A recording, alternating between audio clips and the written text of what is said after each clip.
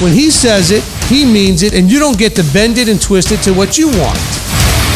To reach the lost Israelites, the message has to go to everybody, and then the whomsoever wills will come. The ones who he draws will come. By the way, knowledge meaning what? Having a relationship with the truth. Oh, you learned, and you got tons of information, but have you come into a relationship with truth?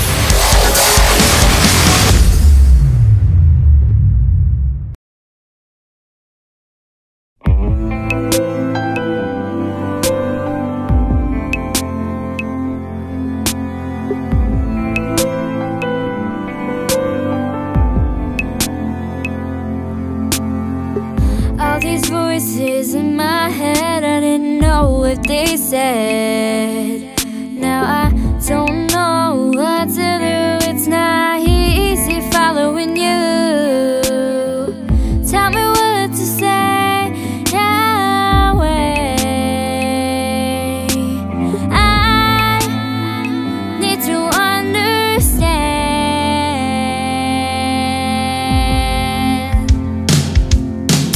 I'm just trying to walk this walk, but I'm at the edge of my rope, and all these people trying to talk the talk. I don't know what they're saying. I just look up at the heavens to call your name, Yahweh, Yahweh, Yahweh.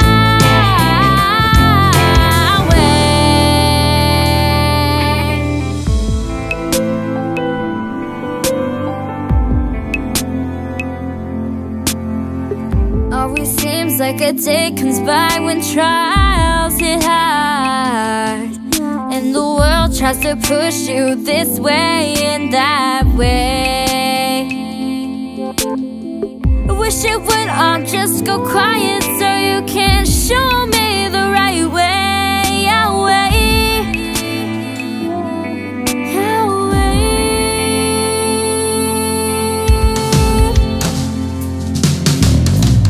I'm just trying to walk this walk, but I'm at the edge of my rope, and all these people trying to talk the talk.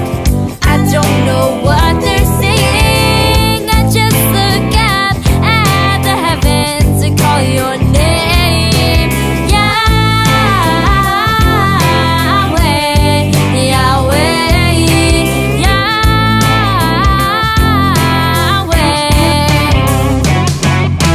I'm just trying to walk this walk, Yahweh, Yahweh. And all these people trying to talk the talk. I'm just trying to walk this walk, but I'm at the edge of my rope, and all these people trying to talk the talk. I don't know what they're saying.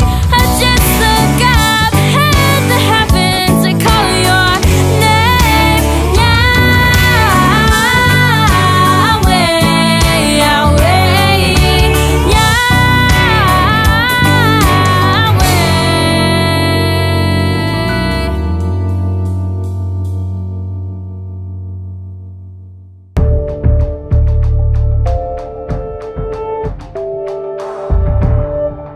He said, thus you shall know in your heart that as a man disciplines his son, so Yahweh your Elohim disciplines you. So we need to know in our hearts that discipline is a part of this, but we don't like discipline. We don't embrace it. We don't look forward to it. We don't want to be disciplined or corrected. And I can tell you one of the biggest problems in the body is that the body, generally speaking, is not correctable. What do I mean by that? I mean that if I were to correct somebody, or any of you were to correct somebody, they generally will get upset, offended, defensive, and everything. You can't correct people. People will not receive. A lot of people have quit the congregations I've worked with because at some point correction was involved and they couldn't handle it. I'm not saying because I was right or they were right, meaning they just couldn't even just deal with the fact that even an attempt to correct was made. That's a maturity problem. Okay? I've had people in the past say to me, oh, I'd love to volunteer and do some things and help you guys, or they've noticed that I've had other people help me and not them, and they're like, well, how come you have so-and-so doing what I volunteered for that months ago? And I can't even tell them because I can't correct you.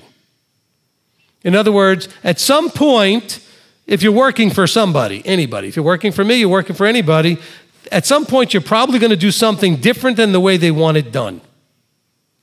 Not necessarily that it was wrong. Maybe you'll actually do something that's actually wrong. It doesn't matter. Wrong or maybe just different than the way they wanted it. And then they're going to have to sit down and talk to you and say, that was not exactly how I wanted it. I really want it this way. And I've seen people have an absolute meltdown and break down and be depressed and be upset and feel like they were yelled at and scolded just because I said, actually, I'd rather you do it a different way. But I can't have them work, because sometimes people say, why don't you have more people help you with stuff? I don't have enough people that I feel confident if I correct them, they will handle it. By the way, when I say correct them, that doesn't mean we're talking about Torah now, and we're not even talking about, I'm talking about just if I want you to help me with anything, okay? It doesn't matter. It could be loading the car, working with the CDs, setting up the room. It could be anything, okay? So let's say you get all excited, you show up early, and you're setting up the chairs, but it's not the way I wanted them. And I come up to you and say, look, I appreciate what you did, but that's not the way I want them. I need you to fix it or change it. Or I had a person one time years ago thinking they were helping, and I appreciated that, loading my car for me. Because I used to have to drive from services in Knoxville to services in Nashville every week. And the way we had it back then is that we had a lot of breakable things like an overhead projector with the delicate light bulbs and all that stuff.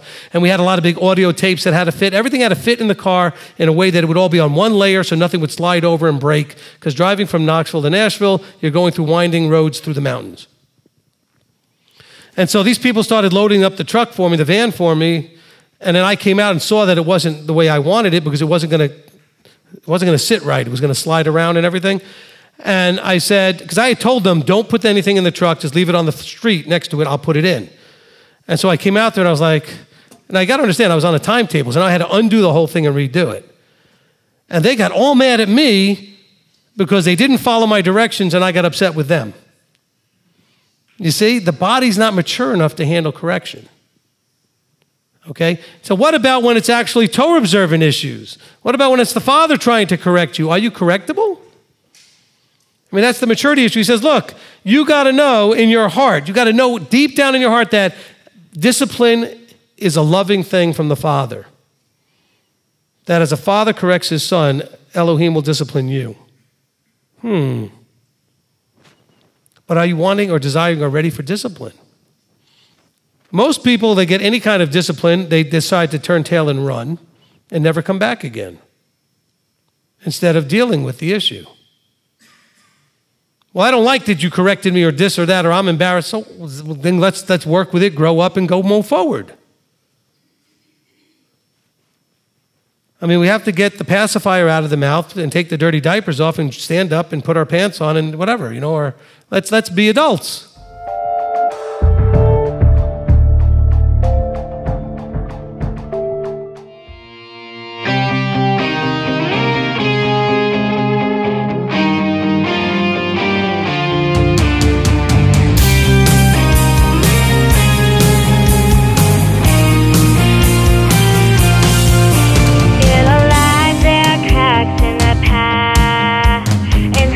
Times come around.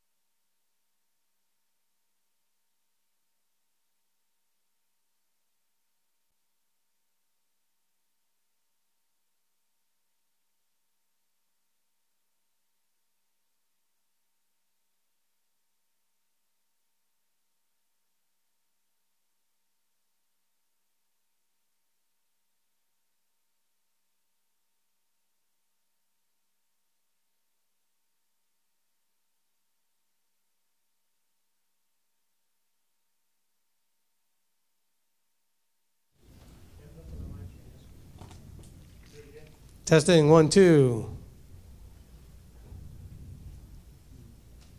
Because if I start without getting the test done, people will be on there chatting and they're going, how come we can't hear them? There you go. Are we good? Yeah. Yep. All right, good. All right, if you'll all rise for the sounding of the shofar. Shabbat Shalom, everyone. Shabbat Shalom. All right. If you have cell phones, you may want to go ahead and turn those off. Make sure they're set to Shomer Shabbos, which means observing of the Shabbos, or guarding of the Shabbos, or Shabbat. All right, we'll begin with the sounding of the shofar.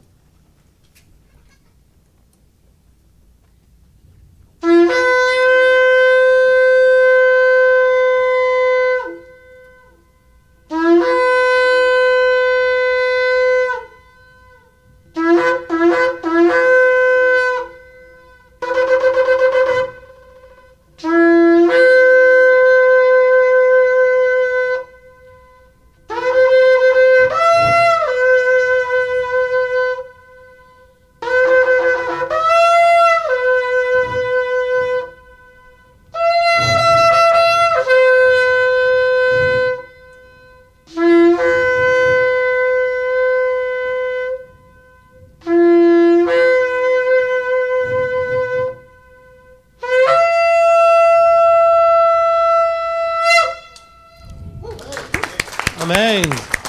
Amen. All right, so we will begin as always by singing praises to our King.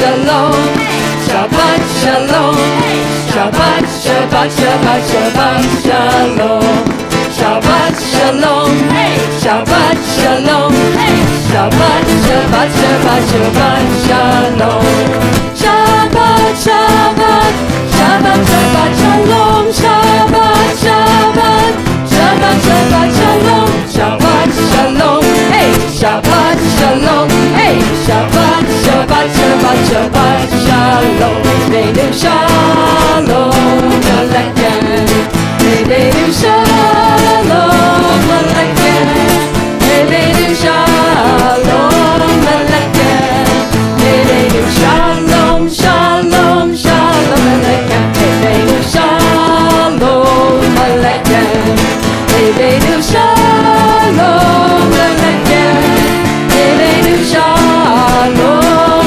Aleichem, Neinu Shalom, Shalom, Shalom Aleichem, Shalom, Shalom Yerushalayim, Shalom, Shalom Yerushalayim, Shalom, Shalom Yerushalayim, Shalom, Shalom Yerushalayim, Shalom, Shalom, Shalom, Shalom,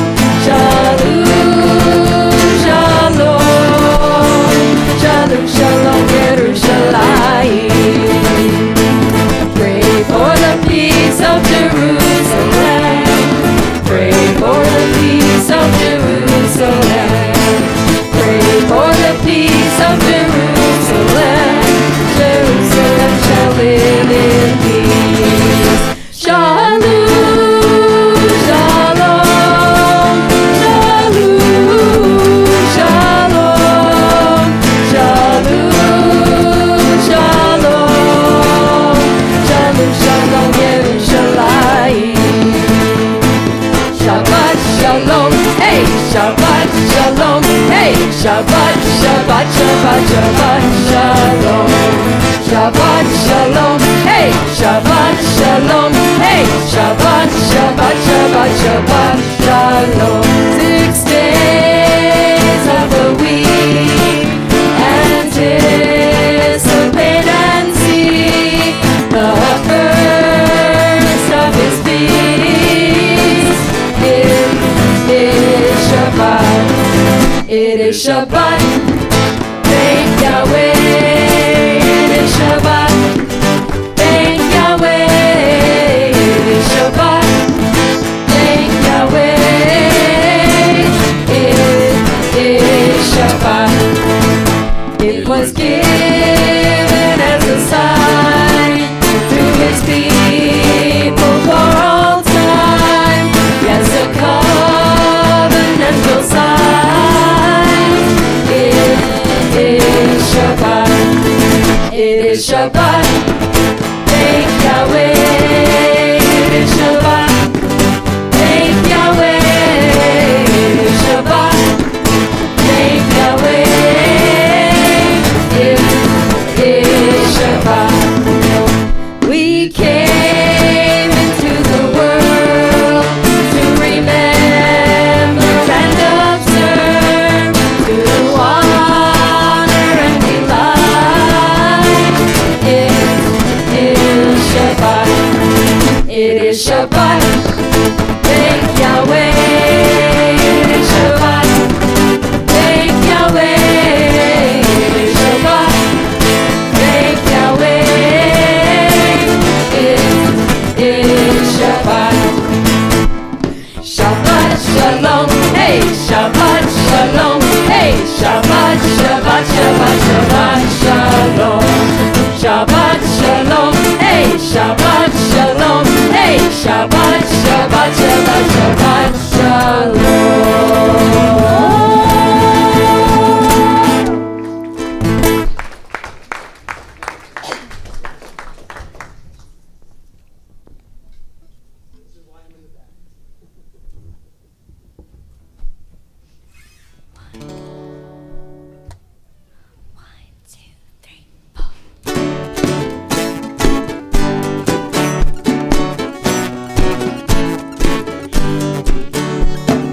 He shall reign over all the earth. He shall reign over all the earth. He shall reign over all the earth. He shall reign over all the earth. There shall come forth a rod out of Jesse, and a branch shall grow from its roots, with the spirit of Elohim upon him, the spirit of wisdom and truth. And he shall reign over all the earth. He shall reign over all the earth. He shall reign over all the earth. He shall reign over all the earth. He will not judge by the sight of his eyes, nor decide with the hearing of his ears, but with righteousness judge the poor, and decide with fairness for the meek. And he shall reign over all the earth. He shall reign over all the earth. He shall reign over all the earth. He shall reign over all the earth. He shall gather the outcasts of Israel, the dispersed of Judah from the earth. He shall stand as an ensign for the people, and his resting place shall be glorious. And he shall reign over all the earth. He shall reign over all the earth. He shall reign over all the earth. He shall reign over all the earth. He shall reign over all the earth. He shall reign over all the earth.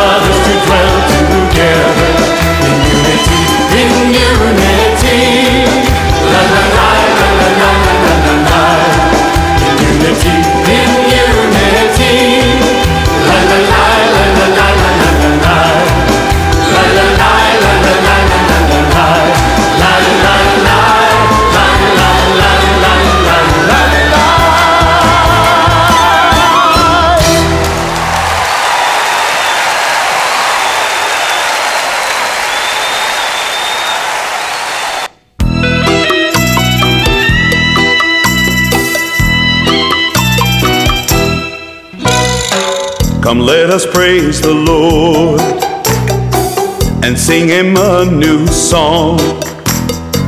Come, let us sing His praise together with the saints, with all the righteous ones.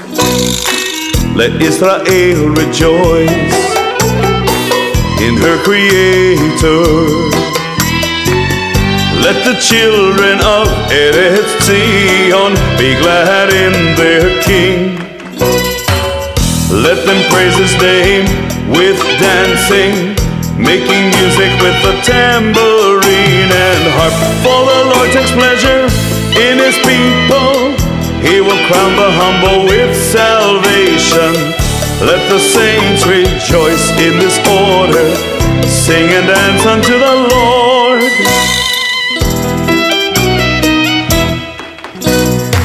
Come, let us praise the Lord and sing Him a new song.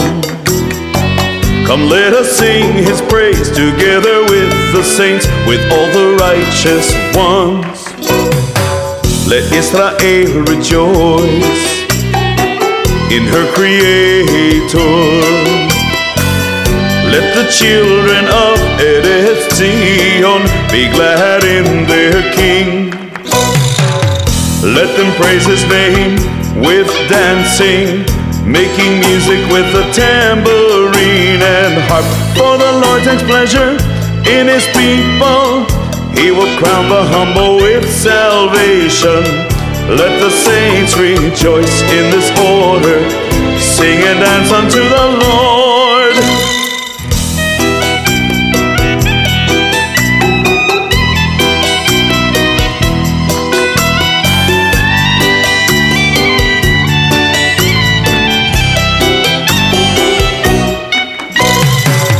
Let them praise His name with dancing, making music with the tambourine and harp. For the Lord takes pleasure in His people. He will crown the humble with salvation. Let the saints rejoice in this order, sing and dance unto the Lord.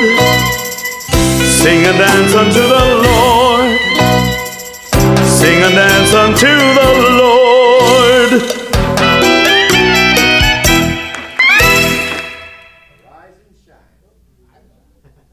Arise and shine.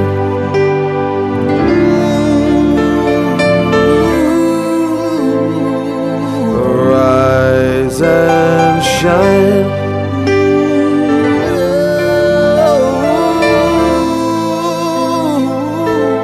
Arise and shine, for thy light is come. Glory of the Lord is seen upon thee. shall come unto thy light, and kings to the brightness of thy rising. Lift up thine eyes round about and see, they gather themselves all together. So arise and shine, for thy light is come. Arise and shine, for thy light is come. Arise and shine, for thy light is come. The glory of the Lord is seen upon thee. The glory of the Lord is seen upon thee. And the sons of those who afflicted thee, and all who have despised you will bow down. Then they shall call you the city of the Lord, Zion of the Holy One of Israel. So arise and shine, for thy light is come. Arise and shine, for thy light is come. Arise and shine, for thy light is come. The glory of the Lord is seen upon thee. The glory of the Lord is seen upon thee.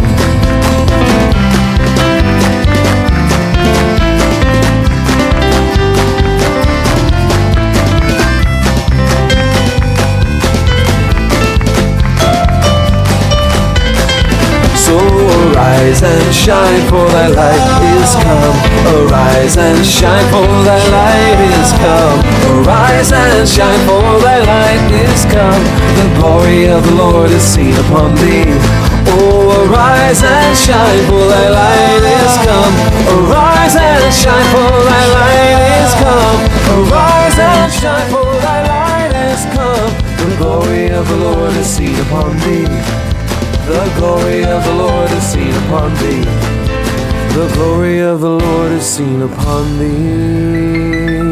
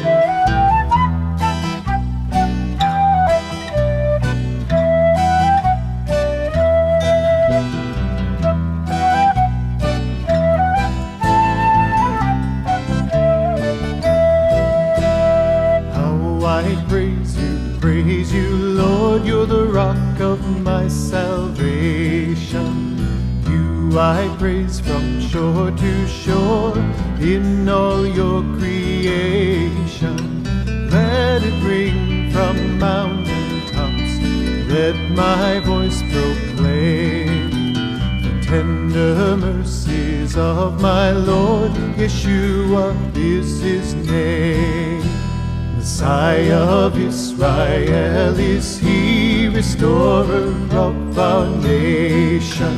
The hope of David now we see, bringing us salvation. Root of Jesse, Lion of Judah, Judge of Israel. Now we praise you for your joy and love that never fails.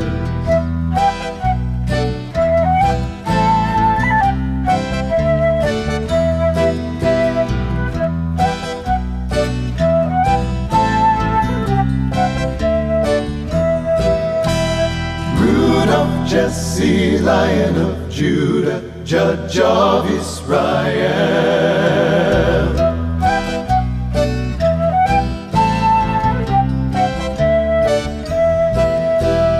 How I praise you, Lord, you're the rock of my salvation.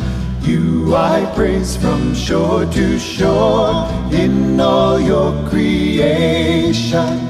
Let it ring from mountain tops, let my voice proclaim tender mercies of my Lord. Yeshua is his name. Yeshua is his name.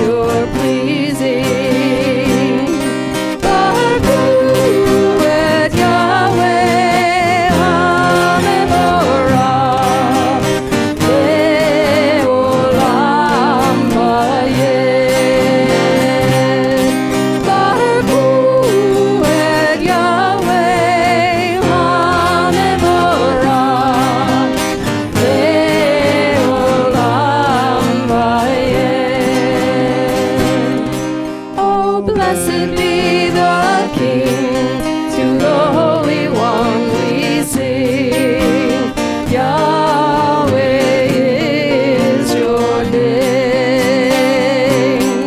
To the self-existent One, rule over us, now and forever the same. Baruch et Yahweh, HaMevorach, Le'olam va'ed. Baruch et Yahweh, HaMevorach, Le'olam va'ed. Blessed are you, O Yahweh, eternity's holy King. Blessed are you, O Yahweh, whose word brings on the evening. Baruch et Yahweh, HaMevorach, Le'olam va'ed. Baruch et Yahweh, HaMevorach, Le'olam va'ed. Le'olam va'ed.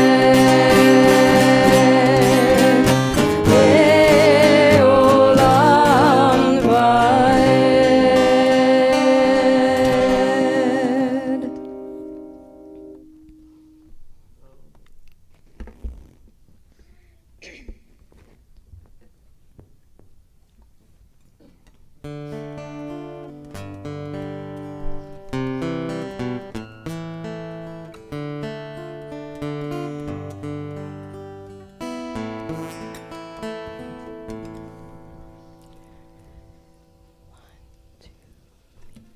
With my lips, I long to bless you.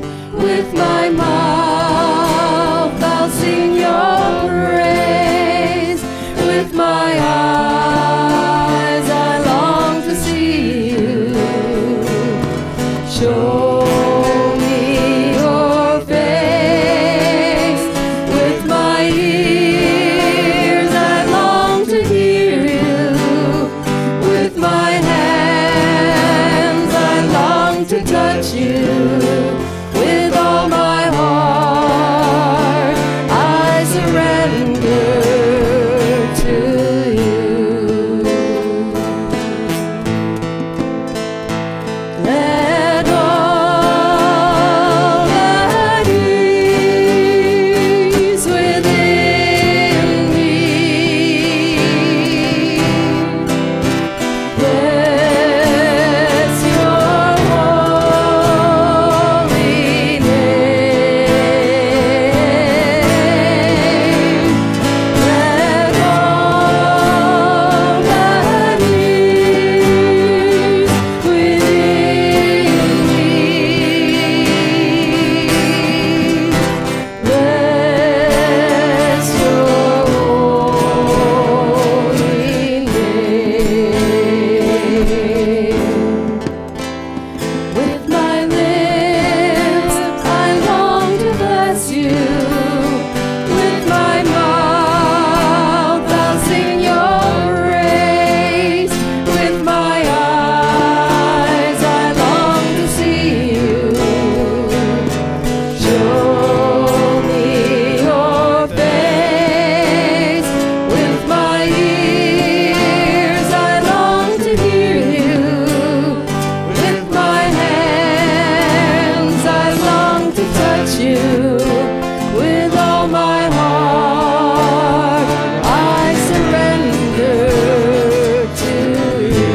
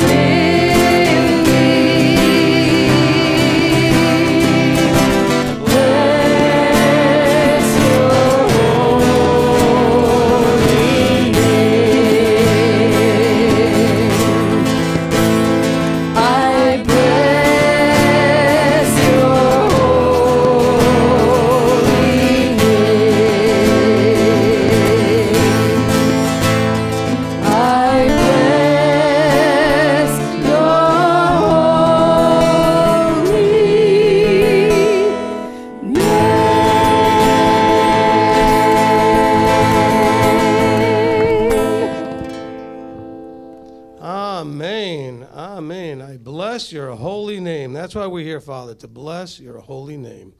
Father, we thank you so much for, at the very beginning of all things, as you created all of the things that you created in Creation Week, all of those things, and that at the end of it you realized we would need the Sabbath, that we would need a day to rest, that we would need this time to meet with you, to be refreshed and restored and ready to be able to face another week. And so, Father, we just thank you for the love that you show in giving us the Sabbath day. Many people don't appreciate Shabbat. They don't appreciate what you've done because they just don't understand how much we need this day. They'll think of it as a burden. They'll think of it as something that we have to do. I don't know about you, but starting at sundown tonight, I'm looking forward to the next one. So, Father, we thank you for this day. We thank you for giving us this time that you knew we would need. We're meeting here with you as commanded. We're making a joyful noise. We're singing and praising, all to express the overflow of love and joy in our hearts that overflows towards you. And, Father, now we ask that you would be with us, guiding and leading all things, that all things would be done to your glory and your honor as we come here today on Shabbat, in the authority and in the name of Yeshua our Messiah. Amen. Amen. Amen. You may be seated. All right, David, I'm going to ask if you want to come around and take the other mic around. You can put HH2 on. You can grab that from Frederick.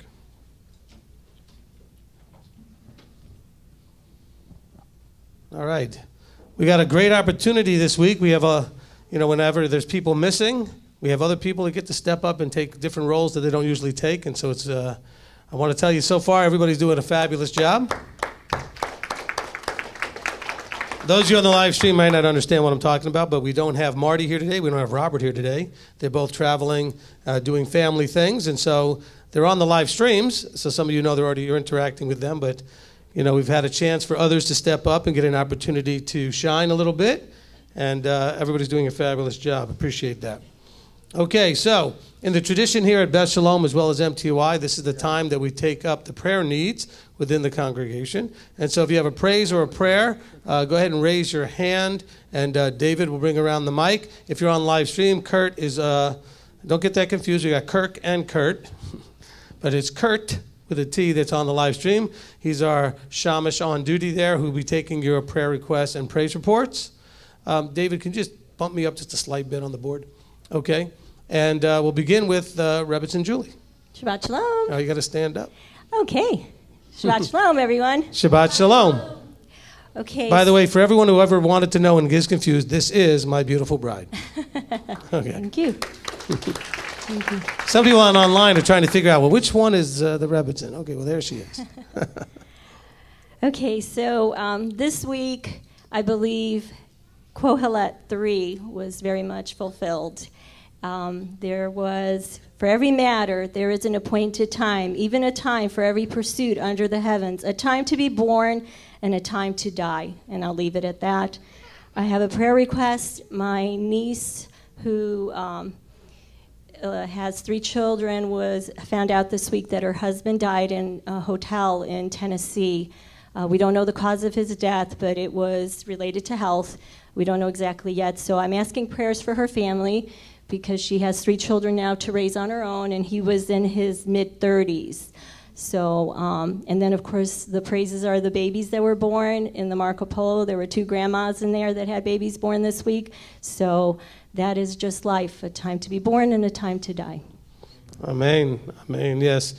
Sometimes, and in the loss of my niece's husband, it's one of those things where there's been a family history of the men not making it that far. There must be something going on or something in the health, and so it's very tragic. All of these things are tragic. We find it less tragic if the person's 85 than if they're 35, but this should be a reminder to all of us, that you can take out of this, not just that you can empathize, with the suffering and the pain and the loss, but you could also take note that you don't know how much time you have. Nobody saw this coming, really. And so I think all of us, if we think about it, we can think of at least 1, 2, 3, 5 people that we know passed away and nobody saw it coming. I mean, it's one thing when, everybody kind of sees it coming, but it happens a lot. And so, I've always wanted to do a teaching called Motivated by Mortality. And I wanted to start it off with, guess what? You're all going to die. You just don't know when. And so that should motivate you, because you just don't know. I mean, things happen that make us say, how could anybody have predicted that or expected that? And so let's just keep that in prayer, that we can embrace not only our compassion and our empathy for those that are mourning the loss of a loved one and need the mercy and compassion and the comfort that comes from above that goes beyond all understanding, the shalom, the peace, but also that we could use it as a motivator in our own lives, not only for ourselves, but also to take full advantage of those you love, knowing that something could happen to them. And you may miss all those opportunities that you thought you would have to spend time with and maybe fix things or heal things or whatever needed to be done, and then that time disappears. And, and then we often end up with that regrets and all these other things. You know what? The time is now. We used to have the ministry called Now is the Time. Well, now is the time. And, I'm very good at being motivated by that for a little while. Okay, what happened after, we lost Shonda back in the fall, and a lot of us got real good and real motivated to appreciate everybody around us for a few minutes. Then it didn't take very long to get back into the old routines. And so we should be much more vigilant that, all of the silly things that bother us and upset us, would we really feel that way if that person disappeared tomorrow? Or we say, you know what, I'd rather have all of that stuff that was driving me crazy and have them here than have them not here. And so why am I wasting my time on all that? So let this be a wake-up call to that, as well as an outpouring of love and mercy and compassion on those that are dealing with loss, okay? I think that we should take that opportunity when it comes and presents itself. It's a wake-up call. It's a good reminder about what's important in life and what's just nonsense, And I am guilty of saying I'm done with the nonsense, and I was for about this long. And then the nonsense comes creeping back in, and you start making it important again. It's always going to be there. Can we all admit that? I mean, the foolishness and the nonsense is always going to be there. It's just a matter of how much you're going to pay attention to it and make it important in your life. Otherwise, you can just ignore it and write it off as, foolishness and nonsense. All right? Okay. Where's the mic? Who's next? Oh, on this side, Rabbi Tom?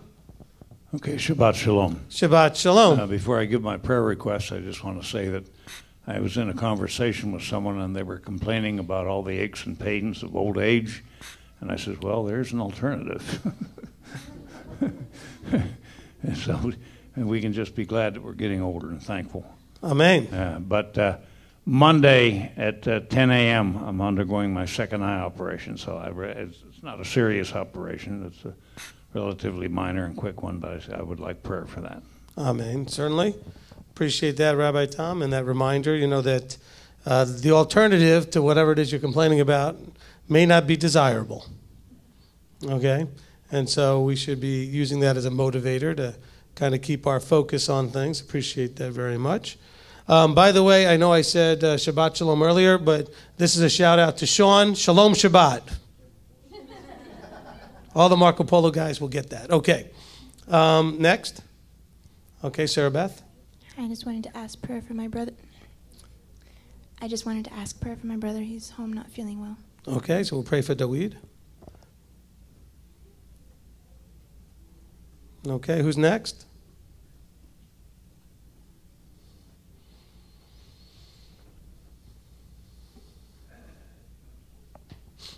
Okay, Dawn, stand up. A praise that Leyland and I and Kirsten all made it down here safely. Yay! A prayer request that Nate will be following on Tuesday morning, I believe. So pray for him. He's coming with the other two kids and all the pets. So that's going to be a fun, long trip. And if you could just pray for safety. And there was one hiccup in our housing, so if I could get prayer coverage for that, that would be fantastic. I mean, look right at the camera and say hi to your children and your family. They're right there watching Joseph. you. Hi, Raiden. Hi, There you go. All right, who's next? Okay, in the back, Deirdre's got her hand up. I'm just very grateful. Yahweh presented an opportunity this week for Eric and I to grow a little bit more. So that's just praise in and of itself. Well, it shouldn't just be Alice that's growing. No, it shouldn't. And she is. Awesome. All right, up here in the front, Diana.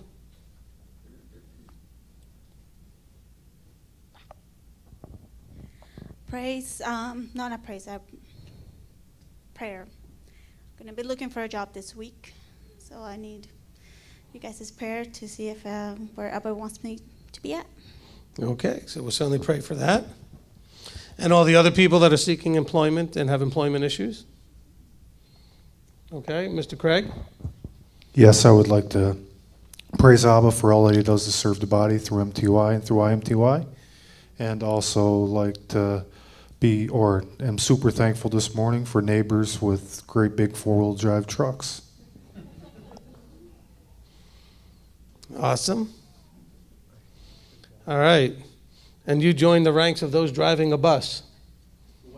A white bus. So we got you, we got Larry, we got a couple of bus drivers now, right? All right.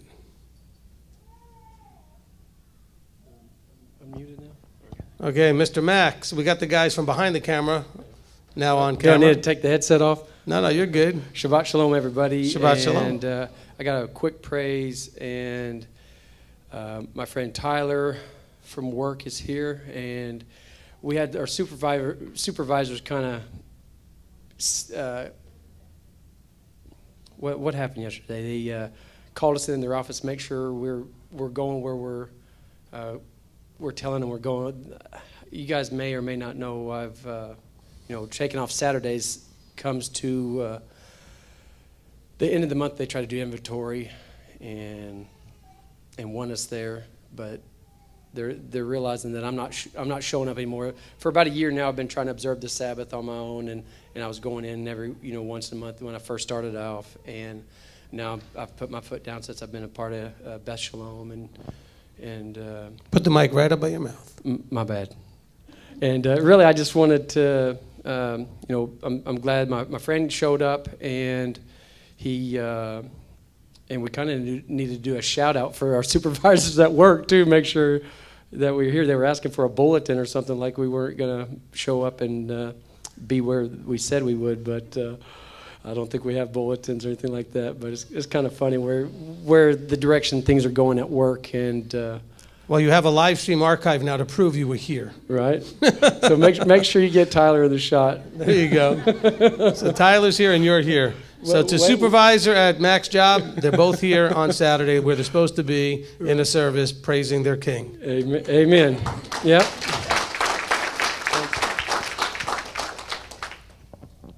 Hey, listen, that's not a small deal. You know, when I was, 15 or 16, and I was in high school, and one day I said to my mother I guess it was for trumpets or atonement, I said, because my parents were going to send us to school anyway. They didn't keep anything. So I said, well, it's a holy day. I'm staying home. And my mother said, no problem. You're going right to services. I said, all right, I'll go to school. Because I didn't want to go to services in those days. I wasn't, But I thought, hey, it's the holy day. I'm supposed to not be going to school. She said, absolutely. Go to shul. You don't want to go to school? Go to shul. And so, this is proof that you're going and doing what you said you were. You're not hanging out at Lake Winnie or something. Okay, you're here. Okay, so this shows that you're keeping and serious about what you're keeping, and so that's really good. Okay? All right, who's next? All right, on this side, go ahead. And Hi. I forgot your first name? Michelle. Michelle, go ahead. All right, so I want to say a prayer for Jim. He's not here today because his upset tummy, and our daughter got her car broken into last night back in Memphis. So, it's just been a string of things for her. So she needs a lot of prayer. She's really struggling. And I want to say a praise because we came up here thankful that my job, they allowed me to come up here. And so we popped up like Pop-Tarts, and I just want to say thank you to everybody who has made us feel so welcome here and just let us be a part, because I was going to leave my job to come up here, and they didn't want to let me go, so it's been a huge blessing that I was able to keep it. And this week I've been working in a lawn chair on the front patio because the Wi-Fi is not working in the room that we're staying in. So my office is a lawn chair and a laptop. But Abba has just blessed us so much because we've been able to come up here and we're so used to having to spend the Sabbath alone. And so it's so nice not to be alone anymore. And you guys, Amen. You guys have just welcomed us so much. And it's so nice to have friends. I just want everybody to know how much I appreciate having friends again. So Amen. Thank you guys. Thank you. Amen. Amen. And we will certainly pray for your work conditions. That sounds terrible. You know, I mean, lounge chair, laptop, probably a glass of sweet tea, and I mean, what, you know, I mean, that just, we'll definitely pray strong on that one. All right, who's next? All right, go ahead and give it to Kurt.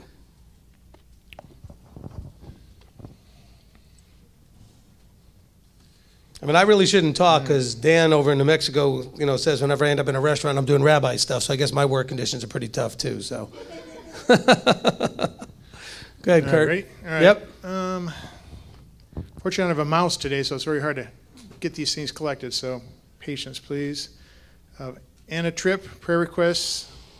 A healing for my fiance's hand. He hurt it yesterday and he can't use it very well. A healing for my migraine. I'm cutting out caffeine, and this is day 2 of one of the worst migraines I've had. Chantel, praise Yahweh that my son Zion's surgery went great and he's home with us doing well. Awesome. Jay says he needs deliverance as occultism and masonry and healing restoration with his relationship with Yeshua. Yanni, prayer requests for the U.S. Customs and Border Protection to approve my ESTA visa request. So I come to Abba's feast and be with my brothers and sisters. Colin, speak. Prayer for Rob's brother who is on life support. Doctors say we'll be turning it off in 48 hours. We don't know the circumstances, just know it's serious and urgent. Okay. Candace Middleton, praise report. She's got all clear for the building I live in, for the bed bugs, and I can now put my stuff back in order. Prayer request that the bed bugs do not return. I got Tommy. Please keep my wife Celine in prayer as she's having a hard time digesting food because of medical treatments. Crystal Murphy, please pray for my brother-in-law Tommy. He's fallen due to MS related and not doing well. And much praise offered for my growth and trials. Okay. I think this is Tanya. Prayer for my feet, pain. I said pain every night. Also pray that Yahweh shows me what I need to do in my life as far as my career goes. Arthur Linda Nekonechi, thank for all your prayers during Linda's mom's illness. She died during the week. Your prayers for Linda and family during the mourning period. Curtis says a praise. My chronic unhealing wound is healing, 80% better. Also praise my extrovert friend understands my introvert condition, has offered to kidnap me more often. Praise Yahweh. Freddie. I'm not sure I ever thought we'd do a praise for kidnapping, but okay. That's a first. All right. I have a Corin. This prayer request is PTSD and neurological treatment needed for veterans. It says, I suffer 3 brain diseases from tainted and experimental vaccines during vaccines given in the military. And she's 1,000 veterans still suffering. Monica, prayer for my niece, Nofia. She'll be seeing an orthopedic on Monday after 2 weeks of her arm being fractured, hoping it is healing correctly. Also, she needs to see an ENT soon. Laura, if I say it, Sciatica, flaring up big time, making it hard to walk. Or sciatica. Sciatica, yeah. Flaring up, making it hard to walk. Cheryl, prayer for my sister-in-law's mother, Mary. She is very ill and she has an unspoken. along the lines, just a number of unspoken prayers as well. Lisa, pray for my husband's health to improve. He has a heart problem. M2I Lakeview, pray that our AC begins to work here. Pray for Carrie, who is feeling ill. Miley has a family issue. And praise Robert's dad, who fell and was not injured. And Teresa's dad, who has prostate cancer.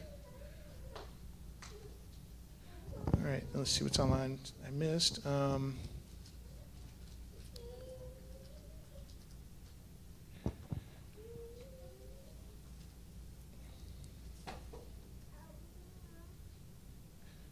right, Lakeview, Ohio, a prayer for Ken and Teresa, whose daughter has melanoma, and Rachel and grandparents have a safe trip back from Maryland.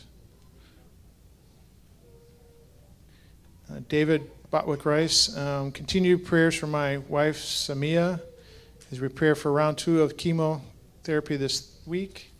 Endless praise for my Marco Polo brothers, Messiah, our leadership, and Rabbi Steve and his beautiful word.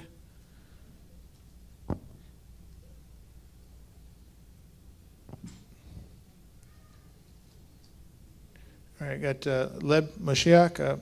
Please keep Kyle and Vanessa in prayer. Feeling a bit run down from pregnancy. Clark and Andrea are under the weather, and Jim has been sick Jim has been sick while trying to help his fading mother. And that's all I have. Okay. The Losies have a prayer request. Nayla's sister, as we prayed recently for, I think had a stroke last night. And so we got a contact about that from Robin and Nayla that we keep her sister in prayer and the family in prayer. So we haven't heard anything else about that since that, but that she had a stroke. And they took her to the hospital for that. So we'll keep that in prayer. Also, I have a praise that, through the Marco Polo app that we've been using, I would have to say that there's now at least 8 or 10 people that I know better than I probably know anybody else. I mean, if I thought of all the people that I know and how much I know about them and everything else, they're probably the people I know the best are in that app. Because we've talked about almost anything you could talk about. I mean, we've got a lot of, 3 things you don't know about me type things and everything else. And we've really gotten some interesting, people have opened up and talked about all their, their ugliness and their victories and their sufferings and their failures. And so really, it's a bonding that's on a really family, brotherly, best friend level. It's really great. So that's a praise because, I've been in congregations for years, and I didn't hardly get to know anybody on anything close to that level. I know the ladies are having some similar things happening where it's like you now go to a group and you're like, that people who come to Sukkot will feel like, wow, I actually know almost everybody because they've already been interacting with them for so long on those kind of an app. So that's a praise. And so I really am proud of watching, the way, generally speaking, the ladies and the men have been going on that and really getting to know each other and being there for each other. And it's just incredible. Because, so technology has its negatives, no doubt, but sometimes it can be useful. And sometimes it can be used in good and useful ways. And so I'm really excited about that. Okay. I just want to think of what else we wanted to add to this.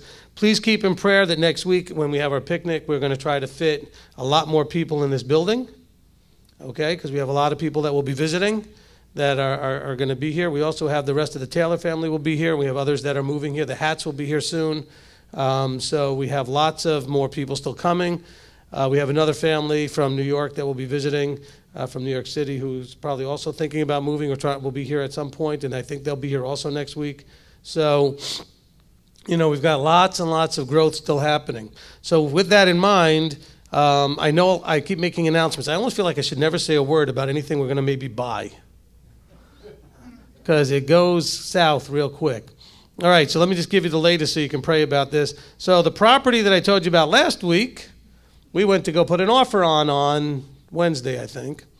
And and also keep everything in prayer that, Marty's out of town, Robert's out of town, and I'm, so I'm back to basically running the whole thing by myself. I got Manny doing CDs, but basically all the phone calls and everything else. And somehow Abba blessed me where the phone hardly rang at all yesterday. which is so unusual. Normally, you'll see both Robert and I with 2 phones in each hand, you know, and people on call waiting on all of them, you know. But it was a relatively quiet day yesterday as far as the phone. But so we went to go ahead and put the offer on the property. And when we got there, the lady said, well, we do have one issue I want to just share with you. I said, what's the issue? Well, it turns out that the property isn't one piece, but it's actually 2 pieces. And the property line of the second piece runs right through the middle of the building. And so they said, don't worry about it. We are having it resurveyed, and they're going to move the line. I said, yeah, where are they going to move it? Well, it should be kind of over here, I think, or what? I said, no. So, well, but they're all backed up. It's going to take 3 weeks till they can get a chance to survey it. It's the government. That means it'll probably take 5 weeks. And so, not that the surveyors work for the government directly, but they are contracted and that kind of thing. So I said, that's very nice. And she tried to get us to make an offer anyway, contingent upon, subject to, blah, blah, blah. I said, no. You can show me where the lines are when they're drawn, and then we'll see if we still want to buy this thing. And so we don't have what I thought we were going to have. Because, look, the property wasn't exactly what I wanted, but as I said last time, it could work, you know. And it would have been okay, and it would have served our purposes, etc. But now when I saw the property line, and literally the building, if you draw a diagonal from one corner to the other corner, that's where this other property line goes through. Now that other piece of property, which is 2.5 acres, was donated to this church who bought and built everything on there with the idea that at some point, if they ever sold the property, they might give him a piece back or let him, I don't know, whatever the arrangement was. And so they never thought to move the line because they owned both pieces. But they built the building right smack in the middle. And so I said, obviously you're going to have to move the line, but I want to know, are you moving it just an inch or two behind the building or where you first told us it was going to be when we looked at the building? And so we have to see where that's going to play out. So that didn't work out. We then tried to talk to the owner of the property next door that, you know, we looked at the 25 acres. And after meeting with the architects, we asked them if this could work in a smaller space, and we kind of drew out a way to do this on 10 acres and not 25 if we're just doing a congregation building and not the additional whole feast site. And so we got that worked out. On the architect side, it could work. Then I talked to the owner. Now the owner all of a sudden wants to know what we're building there, what it's going to look like. Is it going to be ugly? Is it going to be just a steel building and square? I'm like, all of a sudden, now you care what I'm going to put on there. So even though we've talked about this from the beginning, what we were going to put on there. I said, well, guess what? You're not on our board. You're not in the creative committee because we don't have any committees. I don't know where he goes that he's used to committees, but I said, you don't get a say on what I do. So if you don't want to sell it to me, don't. But if you sell it to me, I'm going to put what I put on it, and it's none of your business. So we haven't worked that out yet. So that's when we sit back, get on our knees, and go, Father, what are you doing? Well, not so much what are you doing, but what do you want to, it's hard to know what to do at this point. And so we have this need. We've got finances to fill the need, and it's not really clear where he wants us to do this yet. So for whatever reason, he doesn't want us doing it yet, or he doesn't want us doing it on these 2 pieces of property or whatever. I don't know. Okay? So keep in prayer that he will show us what his plan is. I'm starting to feel like Moses by the sea. I don't know where this is going, but I know it's going. Okay? So I'm standing still and see the deliverance because I don't know what he has in mind, but so far we haven't seen it. So I apologize for getting everybody all excited 5 or 6 times about these things. Who could foresee these things? You know, Robert and I both looked at each other like, are you kidding me? The line of the property goes right through the building. Like, yeah, I don't even know how they built it with the lines drawn bad. But anyway, and I was looking at the realtor, who's actually a fairly successful realtor. I said, how could you put this on the market before you fix the lines? You can't sell it like this. You know that. Because you can't. It's not like nobody will buy it. You just literally cannot sell it like that. It has to be fixed. So anyway, so I apologize again for getting everybody's hopes up. My hopes were up. And now we're still back where we are. So keep that in prayer as we try to figure out where we can meet. At least keep looking if you can see any place. I know David Hayes found the property. We did that with the one with the line through it. But he helped find a place. So if you see anything that you think could work, as we say, then let me know. We certainly could also use a bigger space than this, even for temporary use. This building's not so bad for our every week in here. It's the oneg that becomes sort of the challenge. We really don't have a lot of space out there to work with. And so, I mean, this can work for a little while. I know it's not convenient and perfect, but if we're going to be needing it for a couple of months or longer, we probably need a different space. So let's kind of keep that. I've been looking for commercial space to rent, like on an annual lease, and it's a hard time finding anything that we could use that's located anywhere we'd want to be. All right, so just keep that all in prayer. I wanted to give you that update because it is a part of the prayer time. Also keep all the people that are coming next week in prayer. A lot of them are traveling, good distances to be here for the picnic and mikvah. All right, as long as I'm mentioning the mikvah for all of you, please keep in mind that, the mikvah is something that is very serious, going in the water, making commitments. That's why we have the 8 declarations. I do apologize I didn't bring them again. It's very hard to figure out where we'd put CDs and papers and everything, somewhere in the hallway or somewhere in the building. We'd have to figure that out. I'll try to bring all that stuff next week because we are going to have a lot of guests and get that all worked out. However, it's not like you thought about in the church. I don't want you to think about mikvah like an altar call. Okay? It's not like, well, I don't know what I'm doing, but I'm just going to go up there and get all excited, make a commitment. And no, this is a serious commitment. That's why the declarations are there. Read the declarations, understand how serious it is, and understand my job is simply one thing, to ask you, do you know what you're doing? And if you tell me yes, I have no choice but to let you do it. Okay? But some of you may be doing it because you want to, think you should, but you're not ready, but you just want to. You got to know what you're doing to do this. This is not something it's like, I always compare it to getting married. Okay? Marriage is a covenant between 2 people in front of witnesses. Well, guess what? Mikvah is a covenant between you and your Creator in front of witnesses. Very similar. Okay? Not to be taken lightly. There's an expectation by the one you're covenanting with that you're going to do the things you committed to in your declarations once you come out of that water. Okay? So if you're still kind of dabbling in Christianity and Christianese and some of that other stuff you need to clear out, you're not ready to go in the water. Don't. Okay? You don't have to be perfect and clean and wiped out of everything, but if you're still just barely out of that stuff and still don't even know how much you still have in you, you may need to wait a little bit. It's not an emergency rush to do it. Okay? But just wanted to give that sort of encouragement that you can get excited emotionally. Don't do it as an emotional decision. Okay? Making decisions emotionally is a very bad idea. All of you who are more than 20, 30 years old, 40 years old, you've done this many times and know it's a bad idea. Okay? This is the time you want to be logical and rational and think things through before doing it and not be all emotional. You will absolutely be emotional when you do it. And that's absolutely, you will feel overwhelming emotions when you do it. That's perfectly acceptable, expected, encouraged. I don't want you to be emotional about making the decision. Okay? I want you to think it through in a much more clear mindset. Okay. Let's go ahead and pray. Avinu Malkeinu, our Father, our King. Father, we want to come before you. We want to lift up all of the prayers and the concerns and everything that you've heard by starting off by recognizing that you are the King. You are the Creator. You have brought all into existence, and all that exists is under your authority and under your will.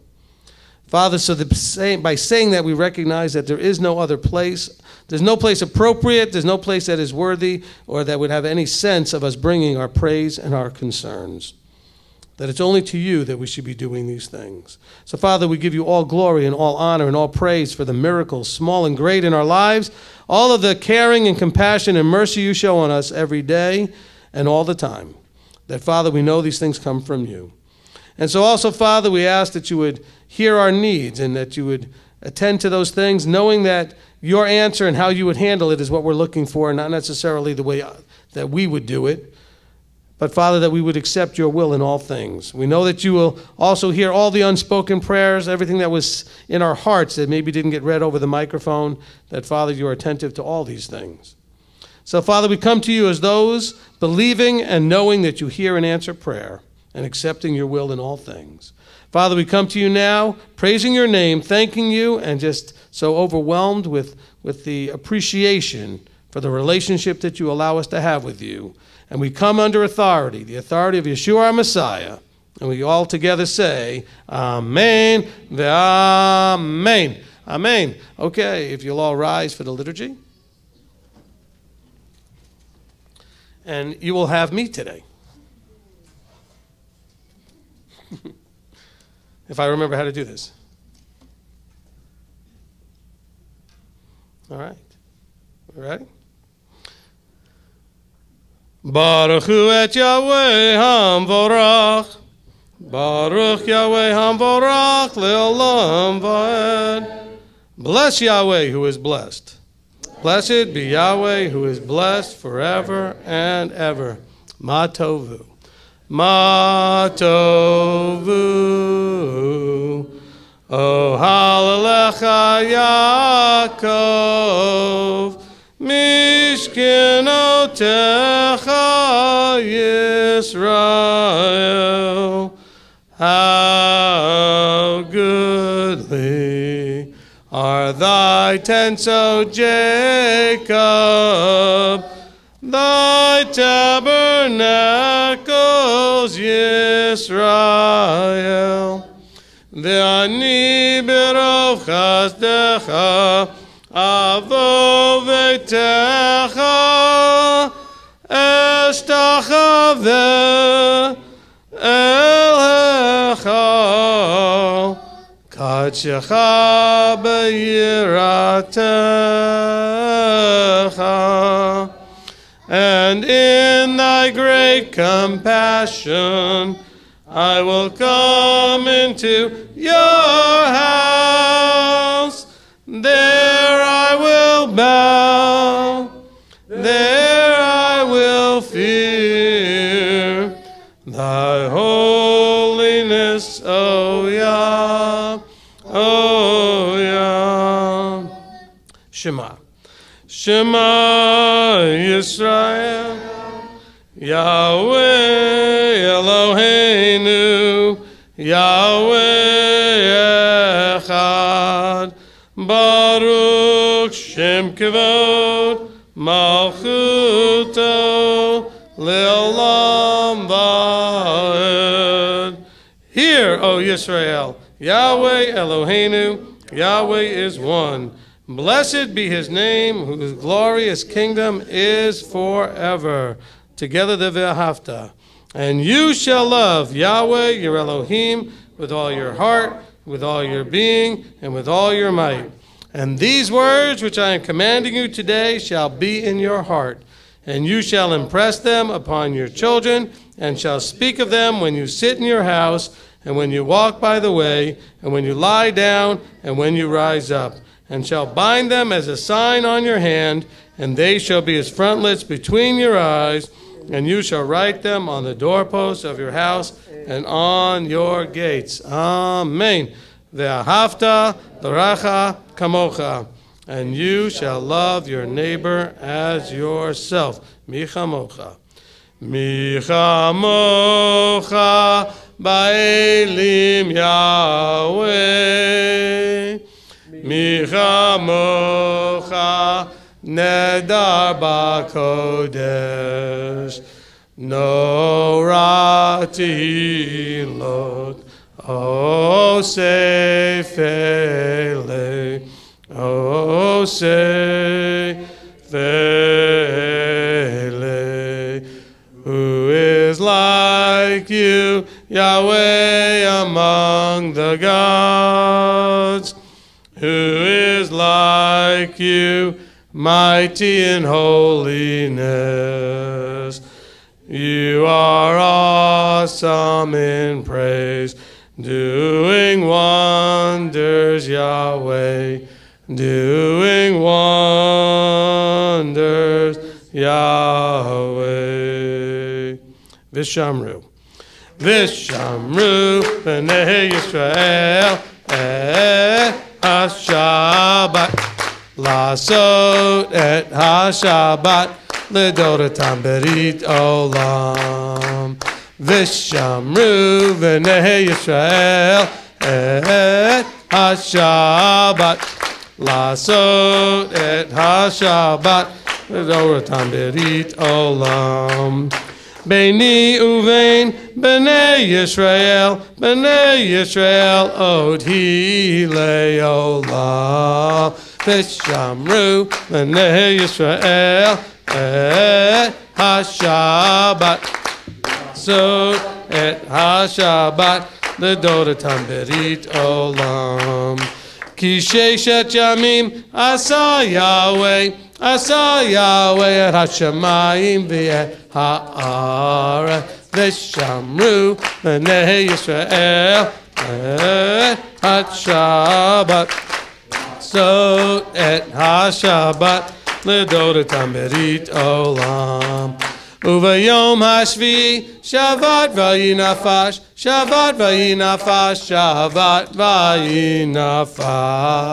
v'shamru b'nei Yisrael et ha-Shabbat לעשות את השבת לדורתם ברית עולם. Amen. Together.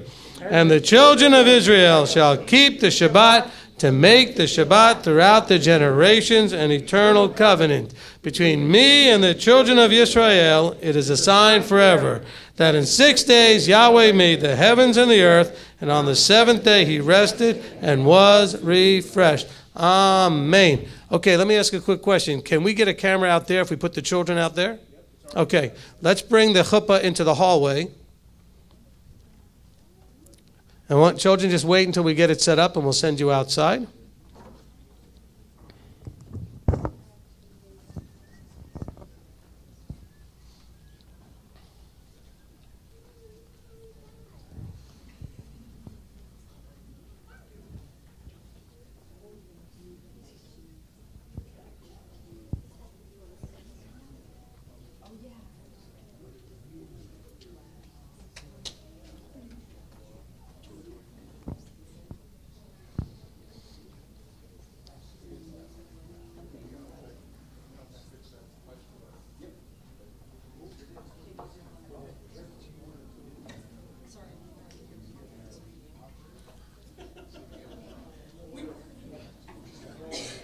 Uh-oh.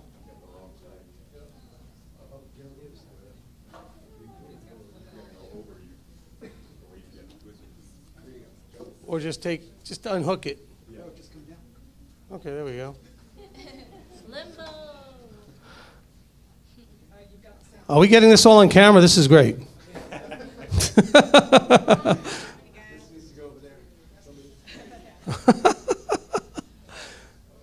Yeah. All right. All right, children, go ahead and get under there. Did we actually get the little tab fixed, I guess? Yep. Oh, good. Awesome. Thank you, Diana. All right, let's get the children underneath the chuppah here.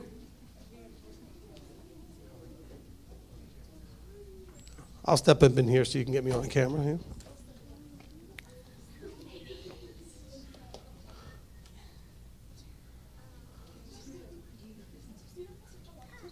All right, do we have everybody under? All right, awesome. If you'll all extend your hearts and hands towards the children. Avinu Malkeinu, our Father and King. Father, we come before you. We separate out these children. We bring them under this covering, this chuppah, as a sign and a symbol of them being covered by you. And Father, we ask that they would have a relationship with you, a close and endearing relationship, so that they would know that they know that they know that you love them, that you're there for them, that you care about them, and that they can always trust and rely on you. And that, Father, that you would help those of us that are raising them to raise them so that the Father could be trusting them and relying on them to be the children of Israel that he called them to be. Father, that you would open up their hearts, their eyes, their ears, and their minds to receive all that you would have for them, and that they would grow up to be strong men and women of Yisrael, bringing a light to the world and bringing glory and honor to your name. Father, we ask these blessings upon these children in the name above all names, Yeshua our Messiah. Amen. Amen. Amen. All right, children, you are dismissed out to the hallway by where the snacks are.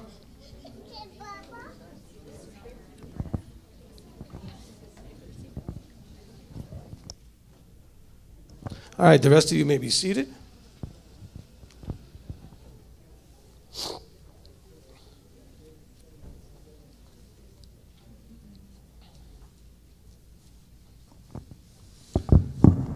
wow, this place looks so empty after we put the children out.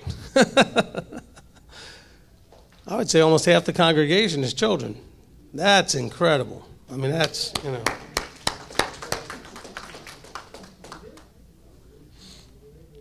Because some people probably tune in at the teaching time and they go, well, that congregation's not all that big. There's only about 15 people in here. They say we got 40 children in another room.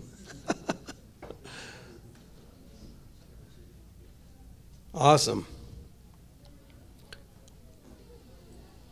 You know, one of the most, one of the things I see on a regular basis when I look at the congregation is the balance in the ages.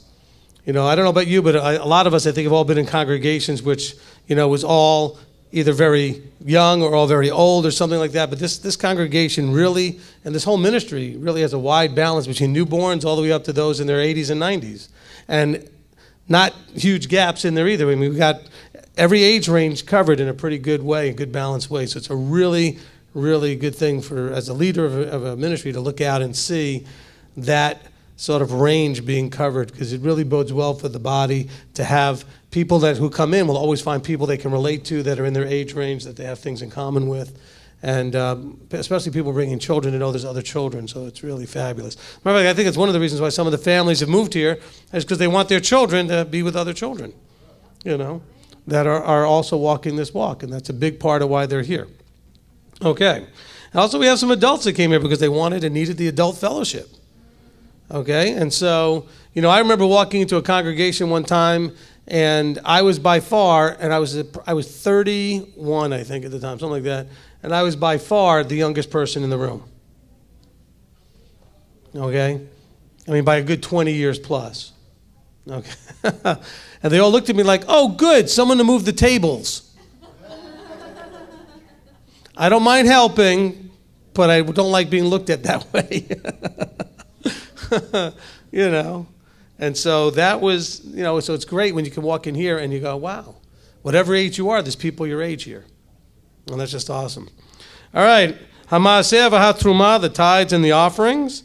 The purpose of tithing, as we understand it, is to teach us to always put Yahweh first in our lives, and as we taught recently, and to appreciate his abundant blessings. I'm going to have to change the slide to say all that. And so, you know, we don't take up a formal offering here, but we do ask a blessing over those who do, put in the box, etc., to help support what Abba is doing through this ministry. Blessed are you, Yahweh our Elohim, King of the universe, who commanded and made promises to us concerning the tithe and offerings. May you open up the windows of heaven and pour out a blessing that cannot be contained as we walk in these mitzvot. Amen. Amen. Okay, announcements time. Now, some of you may have noticed that I'm doing a lot of this stuff here that I don't always do, like the liturgy and stuff. I know Dawid is not here, but that is because I'm not teaching today. And by the way, for those of you on the live stream who were wondering what happened last week, I know we tried to get the word around. We had a bad storm. Storm knocked out the power. We lost all power. So we came back up for a brief moment. We were on for a few more minutes, and it went out again. We decided to go ahead and eat first and see if it would come back on. It didn't for a long time, and it was getting hot in here, so we decided to break down the equipment. And then just as we got about everything broke down, the lights went back on. And we thought, no, at this point, it's too much to try to put it back together. So we appreciate your patience. And I got to tell you, I wish I could play for everybody what the men did on Marco Polo last week. Well, first they were acting like people that were absolutely bored out of their mind, didn't know what to do with themselves, like ADD on steroids. They're like, what do we do? I don't know. What do we do? But they ended up finding great stuff to do. I mean, they started reading Psalm 119, and they took turns. People from all over the world on the Marco Polo group read a section of Psalm 119. They did other things to help really make Shabbat still Shabbat for those guys. It was great to see them do it. I was very proud of them, you know. But at first they were acting all goofy because they just didn't know what to do. But then they finally figured out that, hey, it's Shabbat, we could be able to do something. We had a couple of guys, one guy in particular who plays guitar, sang 3 or 4 praise songs. It was really good. Adrian did a great job with that. And we'll have to see if we can incorporate him in a little bit at Sukkot, so he can bring his guitar, and he'll be at Sukkot to maybe play a little bit. But it was really good. So anyway, that sort of covers it for last week. I was going to have Kurt turn the lights off for a second and freak you guys out thinking, oh, no, not again. Because the switch is right behind it. It wouldn't have affected the live stream at all, but the lights would have gone out. But anyway, you know. Anyway, So let's go through the announcements here. So for those of you that would like to support the ministry, and again, we're always understand this through the idea of supporting what you see the Father doing through the ministry. Okay, it's not about supporting the ministry. Okay, it's not about supporting me or anybody here in that sort of personal way. It's, are you being fed? Do you see the Father's work being done? And are you going to put your funding and your tithes and offerings where that's happening? Okay, so we do appreciate that you see the Father doing work here and are supporting that. If you'd like to support the ministry without spending any extra money, or because you're sort of in a financially challenged place, but you know what, you still do some shopping, you still have to buy things you need, and maybe use Amazon occasionally. Well, we are Amazon partners, and we're also part of the Amazon Smile program. And so these are both ways that if you shop on Amazon, you could support us and not spend any more money than you're already spending. I mean, I happen to buy a lot of things on Amazon because it's just almost one of the best places to buy anything. It's best customer service I run into. It's cheap. I mean, we needed I'll give you an example. We needed 2 new 12-to-1 duplicators for the CDs. I called the company that we normally get them from. They said, we don't have any 12-to-1s. Our only one that's available next is a 15-to-1, and the other one was a 10-to-1, and the price difference was more than double. I said, no. I bought 12-to-1s from you a year ago for like $700 or $800. I don't need to be paying $1,500 now for a 15-to-1. It's only 3 more CDs. So guess what? I went on Amazon. You know what Amazon had? 2 12-to-1s made by the same company that just told me they didn't have any. Because Amazon had already picked them up and had them in their stores. The company didn't have any more.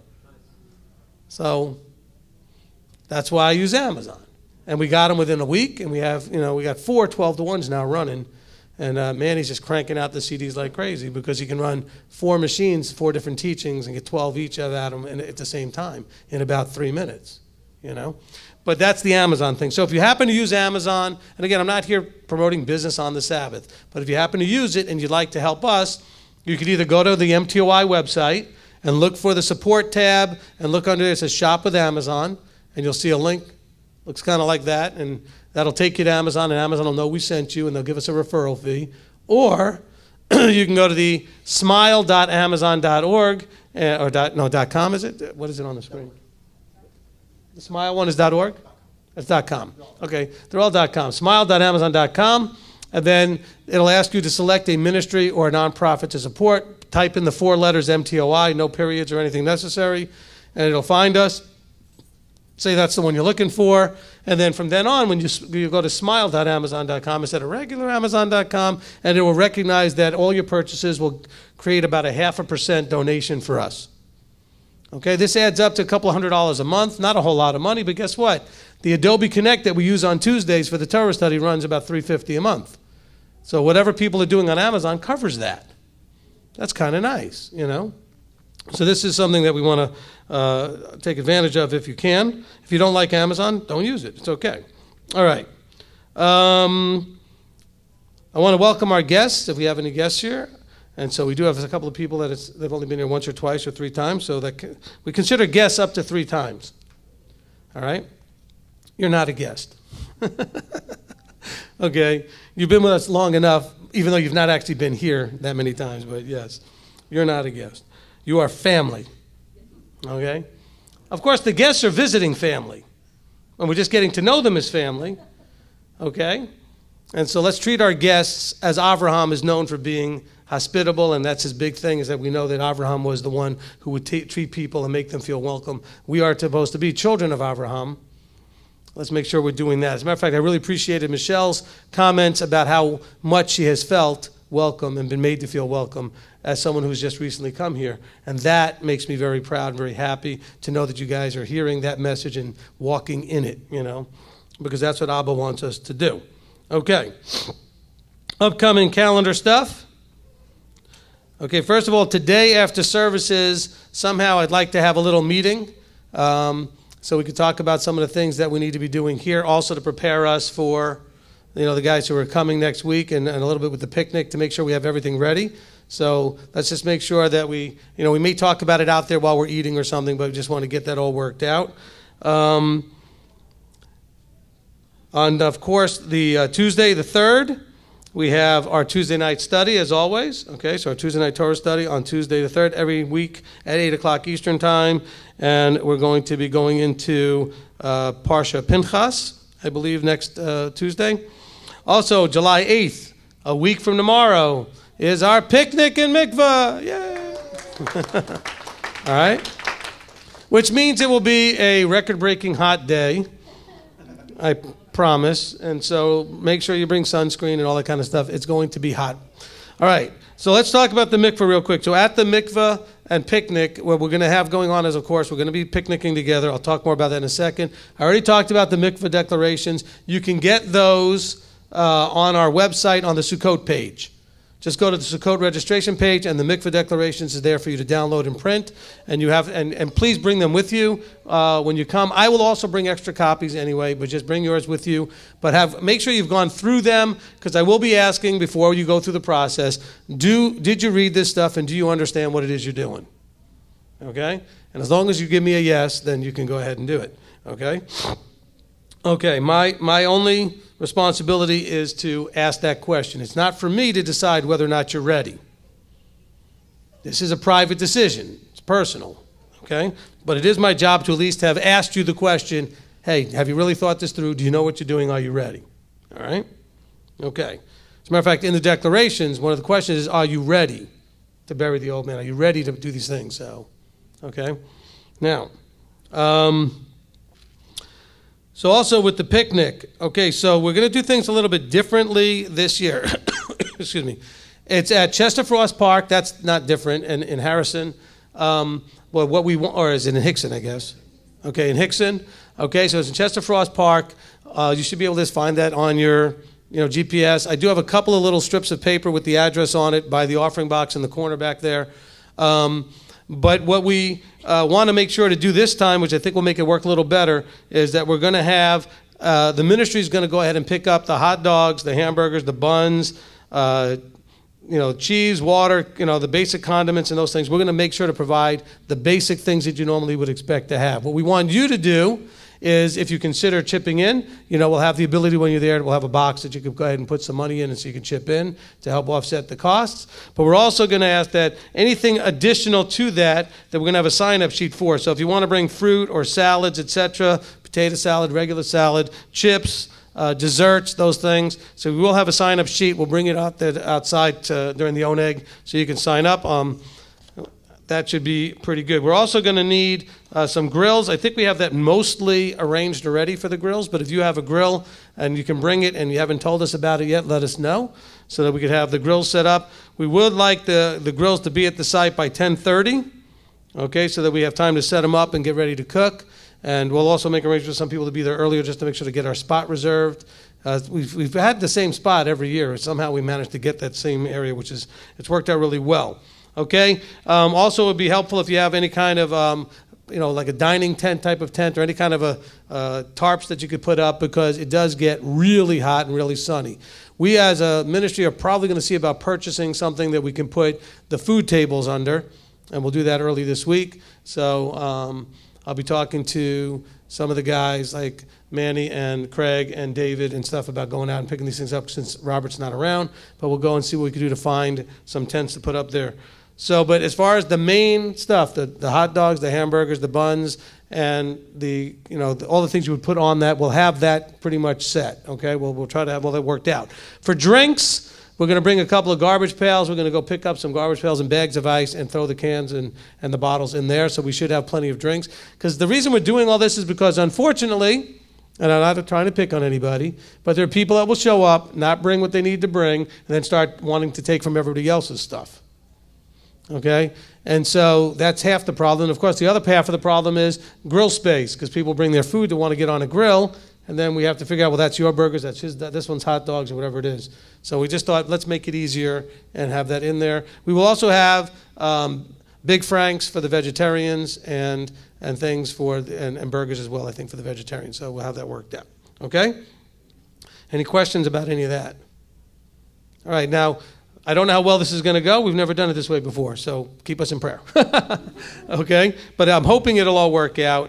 And we'll get that, we'll talk about it tomorrow. Hopefully we'll get some of the guys and we'll talk about it and figure out how we're going to arrange it with some of the ladies as well to get all the things that we need, make sure we have our shopping list ready, and that we can go ahead and get stuff picked up and stored. I've got a freezer that we can stick some of it in, and then we'll figure out where we need to put everything. So we'll get that worked out. Okay. I have a question about the mikvah and things like that. Coming out of a Baptist church and the modesty when they get in the water, I mean, guys will wear pants below their knees, and I mean, is it okay? Okay, so, is it okay to wear feet short?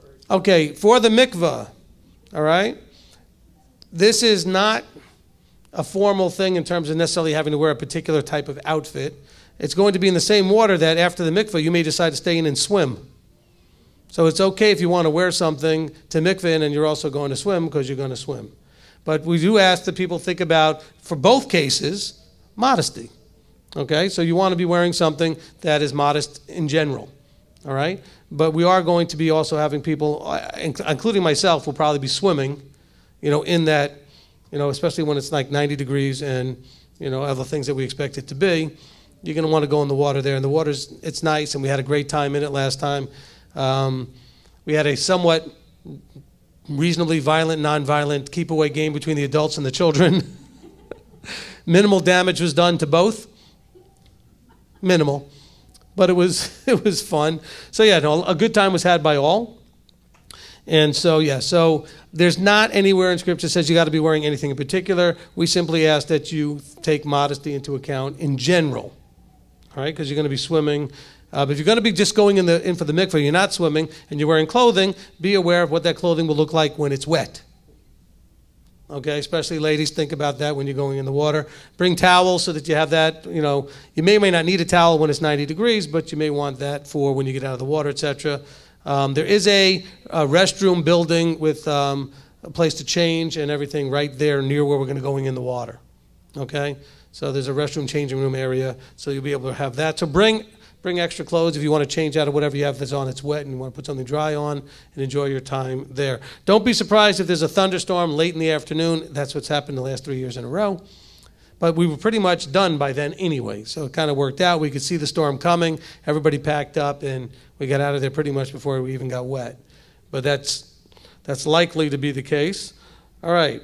Anything I'm leaving out? I'm looking at my wife here. No. Okay, so we're good. So please just remember to go ahead and sign up, because we don't want to tell people just to bring everything other than what I told you we're bringing, and then we have 15 people bring potato salad. Okay, well, we might want other things other than just potato salad. So somebody might want to write down that that's what they're bringing, and then someone else could be bringing, whatever other, items you might want to have at a picnic, okay, and have those things ready. All right, if you have special diet needs, you're on your own. I'm sorry, we can't possibly bring for every possible thing, okay? We do have enough vegetarians and meat eaters that we can kind of cover that, I think, in terms of simplicity, but that's about as far as we can go. The donation to assist, are we doing that this week, or are we doing it on the donation to assist, you can do it today or on that. If you just want to put money in the box, we're not going to be keeping track of it. I don't care. We're going to buy what we're going to buy, and we're not going to figure out whether or not we broke even, okay? So, but I mean, you could bring it on that Sunday, all right, because you're just basically making a donation to the ministry. You're not buying the food, okay? So we're going to buy it, and I'm not going to worry about whether or not we had enough money to cover it, okay? But we do ask that if you are going to partake, that you actually participate in helping to cover it, okay? We're just doing this as an experiment to see if that might work, because it's been tough the last couple of years, because sometimes we had a problem with the heat where everything started melting, so by 2 o'clock we just have a table full of very not appetizing food that's been sitting and melting in the sun. Or we have too much of something, not enough of another thing, especially with the drinks. We tend to have the kids running around wanting to reach into other people's coolers because they found out there's drinks in them, not realizing that those are not for them. So we'd rather have one that they know they can go to. Okay, so we'll have drinks, we'll have all that worked out. Okay. On July the 13th, okay, that Friday is Rosh Chodesh for Av, okay? All right, good. We got a slide for that. Excellent. Okay, so that starts Thursday night. Friday is Av 1, so then we're going into the next month, okay, with the new moon of Av. And then on July 15th, okay, that's Sunday, is the next Leadership Council and General Session. So if you're in leadership, make sure you have that on your calendar. We'll meet with the South Africans at 10, everybody, including the South Africans, at noon, and then the General Session for all the rest of you at 8 o'clock p.m., all Eastern Time. Okay? And so that'll be all happening. That's sort of meeting day for me. I'll be in meetings all day. All right? Then September the 10th is trumpets. All right. Good. And that is a Monday. So all of you who have not already made sure to let your employers know that you need to have off, you need to have off on Monday, September 10th. And then on Wednesday the 19th, that is atonement. On Wednesday the 19th, that is atonement. And so you'll need off for that as well. And then Sukkot is September the 23rd through the 2nd. Really, it's the 24th through the 1st, but we're going to be starting on Sunday night, the 23rd. So if you're coming to Sukkot, you're going to want to be there on Sunday and planning to leave on Tuesday, October 2nd. Okay? Okay, so that's our plan there. We already have over 220 people registered. Okay? Because it took me about 4 hours the other day while I was gone in New York. All this paperwork came in to get all that paperwork put into the computer to get all of that registered in and get it all done. So we are filling up very nicely. We had 250 at Passover, and there's a lot of people I know are still sending paperwork. We keep getting it every day. So we're somewhere in the between 220 and 250 range right now, which is awesome. All right. We do have people that will be coming from all over the world, actually. We've got people coming from Australia, New Zealand. We've got people coming from Canada and all over the U.S. You know, we've got a lot of people coming. All right. Let's see. Was there something else I wanted to say about Sukkot? All right. For those of you that are here locally, we are likely to be having an advanced team, just a few people, bring the truck and the setup stuff to Sukkot early on Thursday, so we can get there late Thursday, mid-afternoon, whatever it's going to take to get there Thursday, set up all day Friday. We'll be doing Shabbat services from there, broadcasting it so that even the people here will have to watch a broadcast. We will have almost nobody there at Shabbat services. Okay, we're not opening up for all of you people now to start coming early. The property doesn't have room. They did give us permission for a few of us to come early so we could set up. Otherwise, we'd all have to get there Sunday, set up Sunday, and start Sunday, which is not going to happen. Okay? So for you watching the live stream, that live stream is going to look a little funny with almost nobody there, but we are going to try to broadcast and try to get at least the teaching in or whatever we need to do from the property, because we will be able to at least get just a handful of people that, so if you don't get selected or if you ask to come and I tell you no, don't be offended, please. All right, we can only take so many because they do not have space. There are other groups that will be on property that are staying through the weekend. Okay, and they're not leaving till Sunday when we're coming to check in. They do have enough place that I can put a handful of people, you know, that are needed to set up, and they can squeeze us in here and there to different buildings, you know, just to be there to do that. But it's unfortunately the worst possible scenario has happened, which is starting on a Sunday night. That is the hardest thing for us to set up for, because obviously we can't do anything on Saturday, so we'd have to either get there in advance or we've got to get there at the last minute. The last minute's not going to work, all right? Because we're going to have people showing up, flying in and everything else, wanting to check in and register, and we might not even be there yet because we still have to get a truck, which we'll have already, fill it up, pack it all up, and drive 4 hours to North Carolina. I mean, you know, if we get there by noon or 2 in the afternoon, that would be a miracle in itself. Okay, so we could do that on Thursday, have all day Friday to set up, be ready for Shabbat, and we really don't have any people coming, registering, or anything else. It'll work a lot better. So just keep that in mind. I apologize for any inconvenience. It is what it is. Okay? Now, if you want to come for Shabbat that Saturday, or if you want to come early and you can get housing off property, that's fine. I'm just saying we probably won't be able to put you on their property, you know, except for the select, you know, minimal needed, you know, staff that we have to put the stuff together, okay? So that's not to say you can't come. You just may have to stay somewhere off property for those couple of days until Sunday, and then you can come. So just let me know if you're planning to do any of that so we can prepare and plan for you as well, okay? But that's just going to be one of those hard things to do because, like I said, starting on a Sunday just makes it tough. It really is rough. Just like ending on a Friday's tough. And then we end up having to stay through the weekend because, you know, you can't really end Friday night and then which is what we had at Passover. So we got an extra weekend in. So, hey, that's why we're Israelites, right? We have to adjust. We got to live in what we call flexible reality. We got to adjust to things as it happens. All right, I think that's going to cover for the announcements. Yeah, we're good? All right, so if you give us a couple of minutes, we're going to go ahead and reset for the teaching. I got to move this podium out of the way, and we're going to get Rabbi Tom set up. So Rabbi Tom wanted to do a teaching, and he wanted to get it done in the next couple of weeks before his surgery. And so I thought, well, let's, why wait? Let's just do it right away. So we're going to get that done today. So Are You Saved Part 12 is going to be given by Rabbi Tom. No, he's like, I'm not ready for that. No. So you'll have to wait another week for that teaching. All right, but you didn't miss the one last week, because last week we didn't actually do one because of the power outage, etc. So give us a couple of minutes. We'll leave the live stream flowing here, but we're going to rearrange the front here.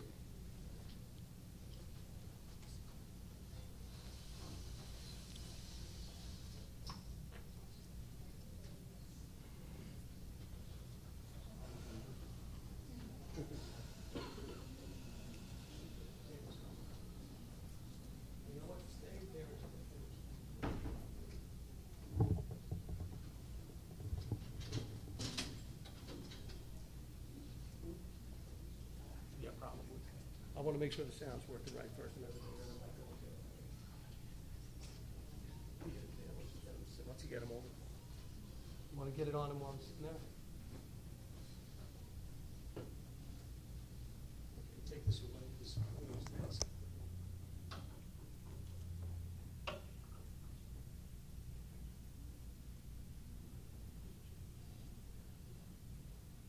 Why don't you stay there for a second? Let's put the headset on. Can you use the headset with the oxygen and everything else on?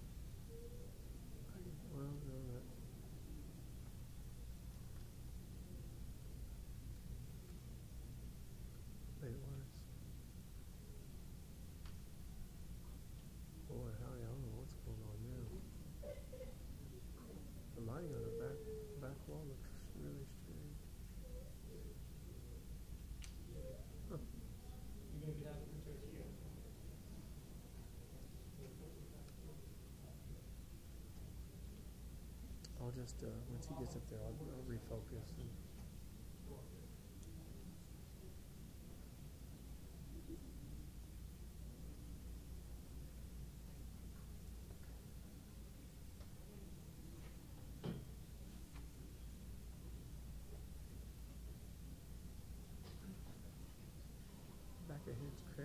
Back of Craig's head looks all right. Hey, you know what? Go to that until it gets out of the chair. Okay, Kurt, you're off. We'll go to it is. Okay, we're good? Yeah. Okay.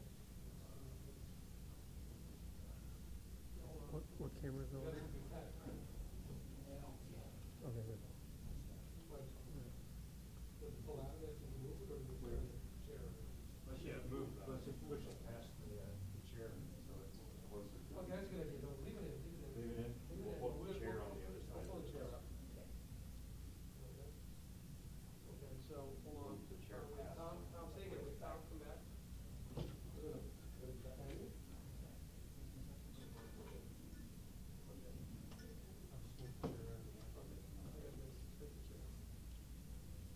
Get in there and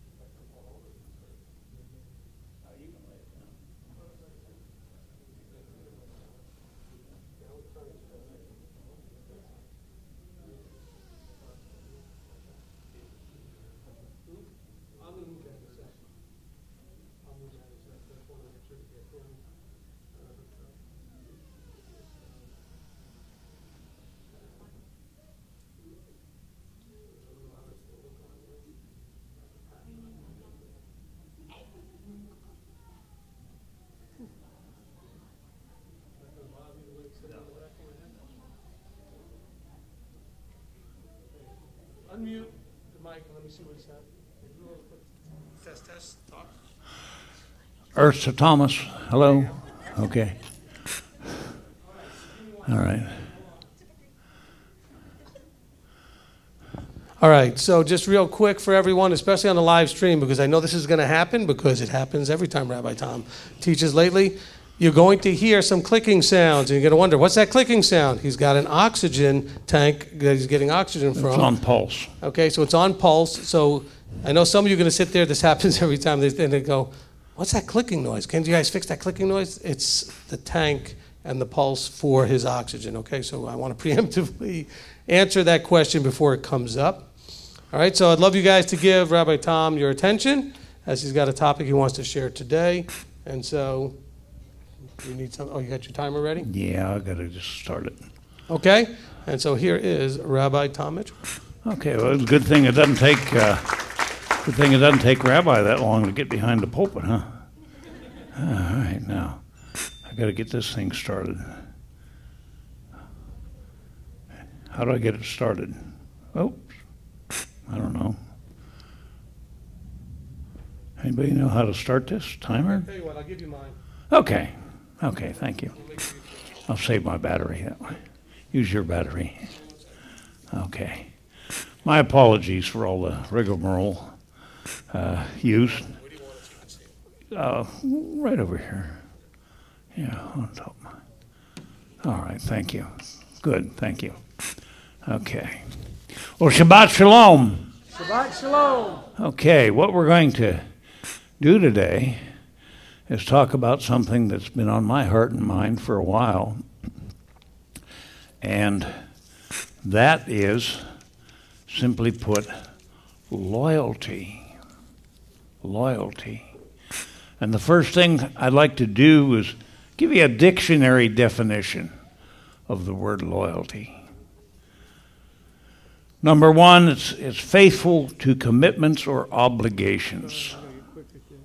And number two, the second definition, is faithful adherence to a sovereign, a government, a leader, or a cause. Now in Hebrew, the word loyalty is na'iman. That's nun, aleph, mem, and nun sofit, the final nun. That's loyal. And loyalty is na'imanut, nun, aleph, mem, the wa, or ba, and the tau. However, the word loyal or loyalty is not actually found in Scripture. It is found in some translations. Primarily, I hate to mention this, primarily the NIV. It's translated from the word chesed, and we all know what that means, mercy, right? Favor. But in the ISR, and we'll see this, it is translated as loving commitment. Loving commitment. So that's another term that we can use for loyalty. Now in the Greek, in the Brit, the word that's translated loyalty is actually souzigos, and it's 4805. Let's turn to Philippians. Philippians chapter 4, verse 3.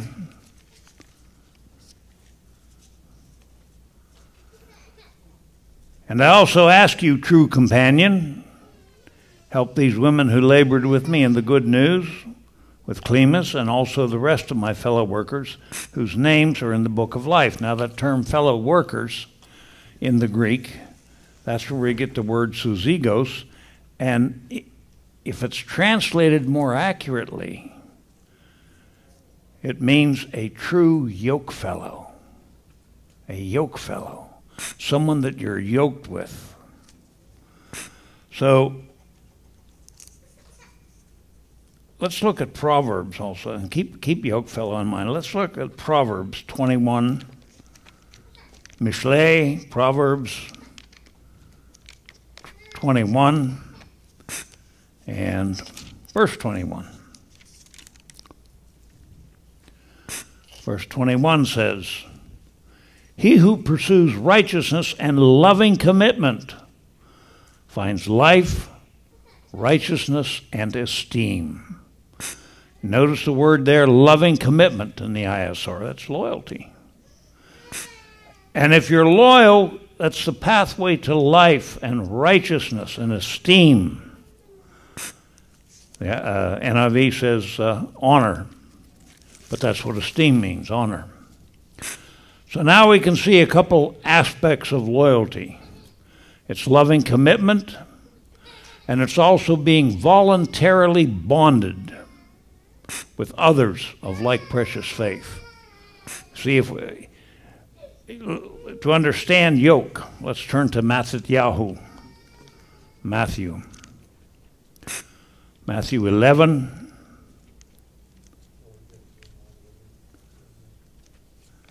And verse 29. Yeshua says, take my yoke upon you and learn from me, for I am meek and humble in heart, and you shall find rest for your beings. For my yoke is gentle and my burden is light. We're always going to be yoked to something or someone. I think Bob Dylan had a song, You Got to Serve Somebody. I don't know how many remember that. You got to serve somebody. Well, we all have to serve somebody. We all have to be yoked to somebody or something. What are we going to be yoked to? Are we going to be yoked to Yahweh and His Torah and also yoked to one another? That's important. Or are we going to be yoked to something else that maybe we don't want to think of? Now,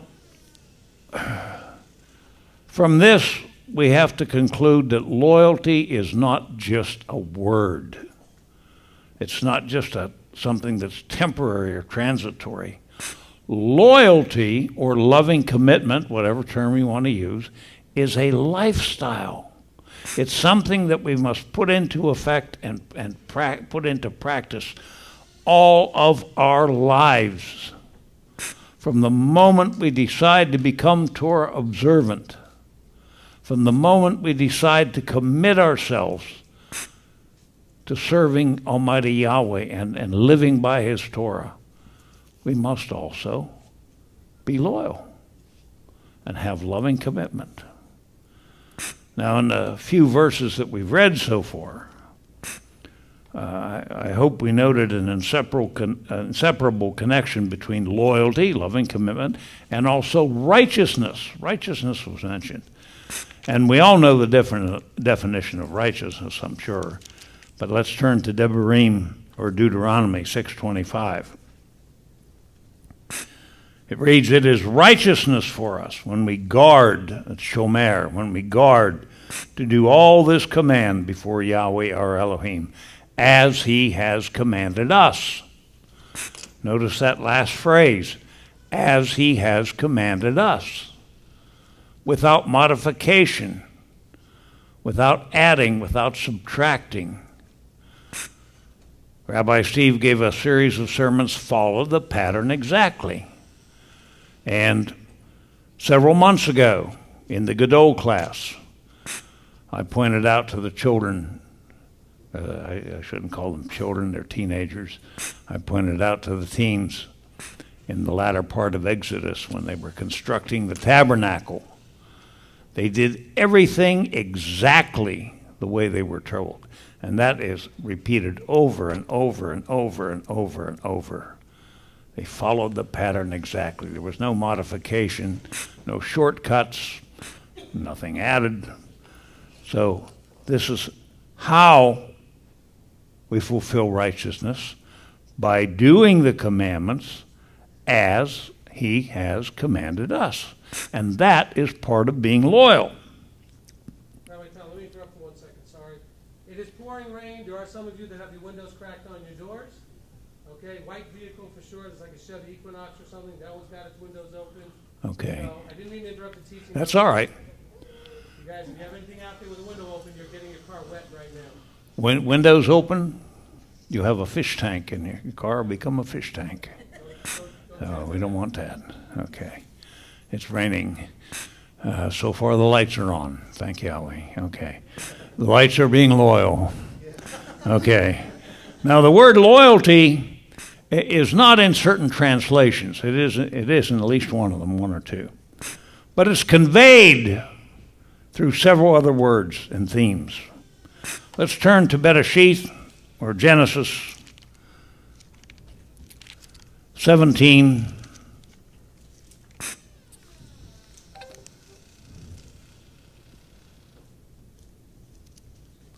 Genesis 17 and verse 1. And it came to be when Abram was 99 years old that Yahweh appeared to Abram and said to him, I am El Shaddai. I am your almighty provider. Walk before me and be perfect. So Yahweh gave Abraham he was Abram then. He gave Abram a challenge. Be perfect. Now what does that mean? Well, Rabbi Steve, in one of his sermons, explained that the word perfect is from talmim in Hebrew. And it doesn't mean that you'll never, ever, ever make a mistake. Now, kind of a funny thought occurred to me earlier this week. I could imagine Abraham using a mallet and pounding in a tent peg to set up his tent, and maybe he missed and hit his thumb or hit his hand, and maybe he said something he shouldn't have. Okay. Well, of course, none of us have ever done that, have we? No. But that's not what perfect means. Talmim means to have integrity, to be honest, to be someone who can be trusted. And that's what loving commitment is. To be a person who can be trusted, who can be depended on, who can be relied on. Now, there are many other definitions in Strong's, but to have integrity, let's suffice it to say that it's for trust, that it's being trustworthy. We are given the same challenge as Abraham. If we turn to Matthew, that's at Yahoo, chapter 5 and verse 48. Yeshua himself said, therefore be perfect as your Father in the heavens is perfect. So Yeshua challenges us to also be perfect, to also have integrity, also be persons that Yahweh can trust, that he can rely upon.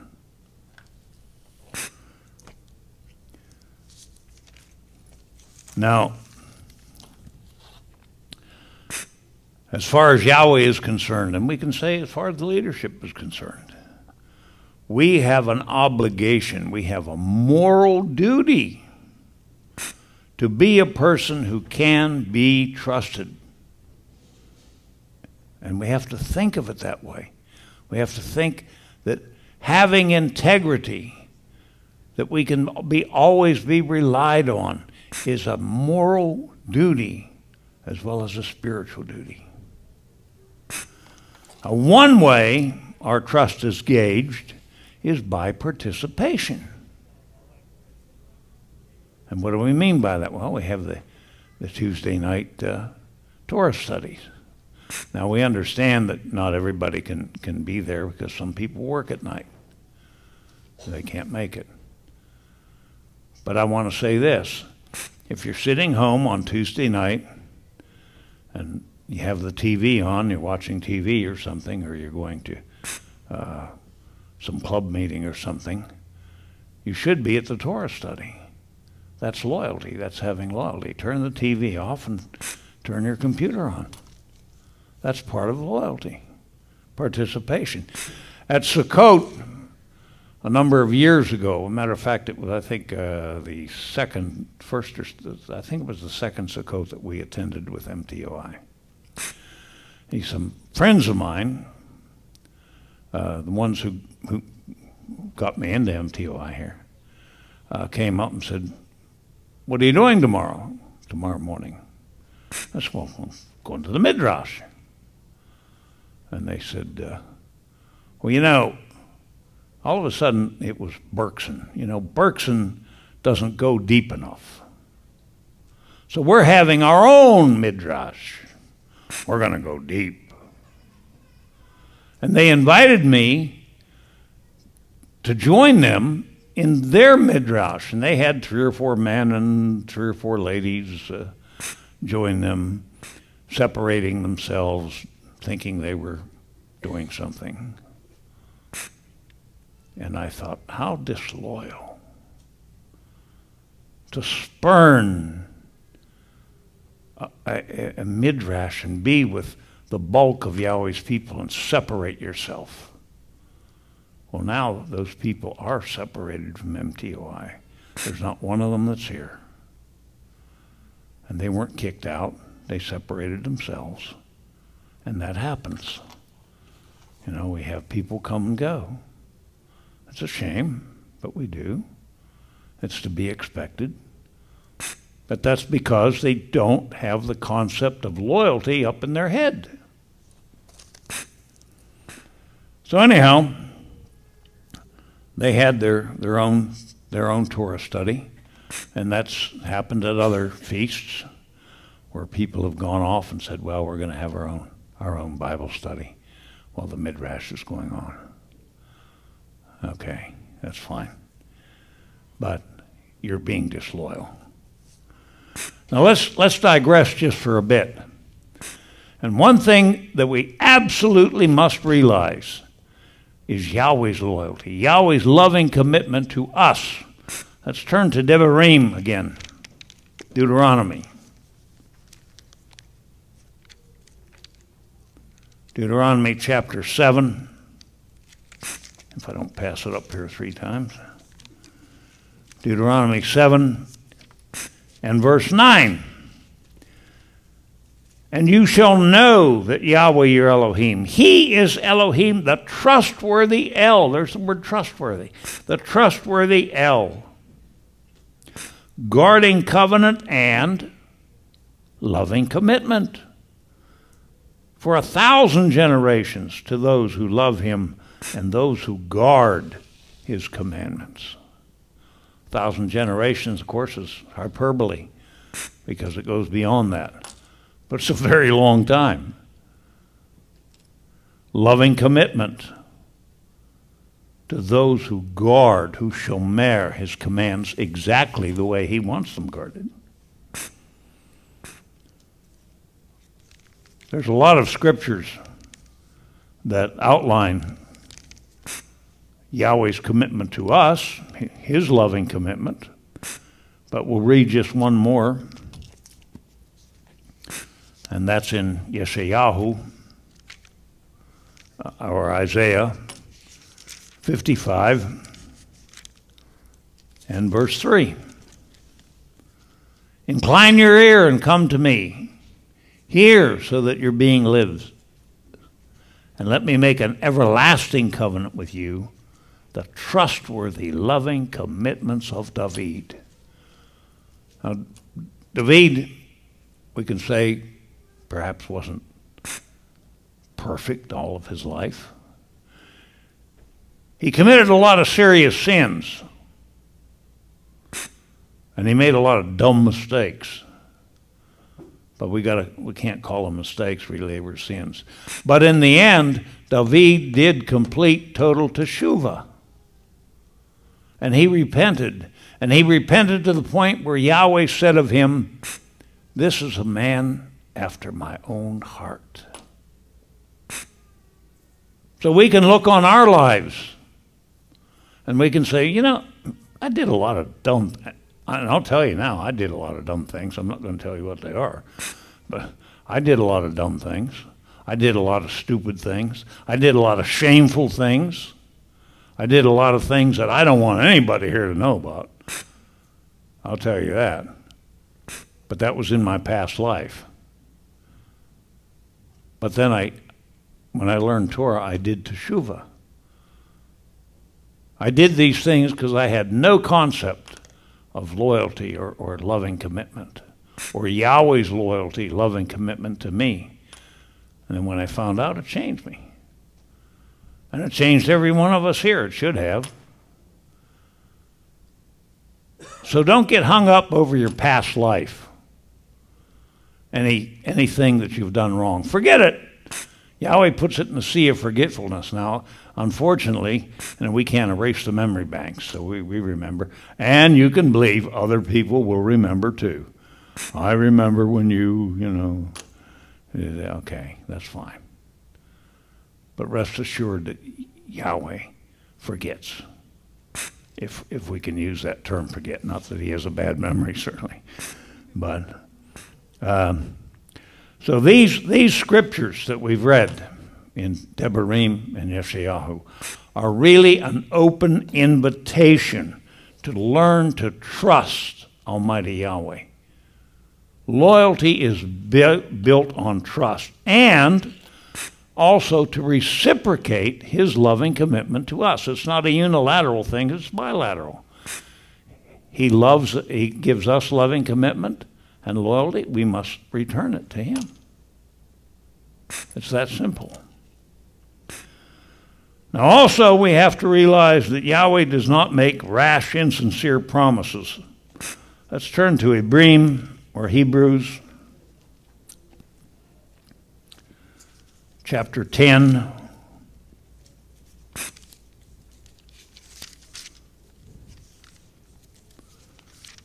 Hebrews chapter 10. As soon as I get there.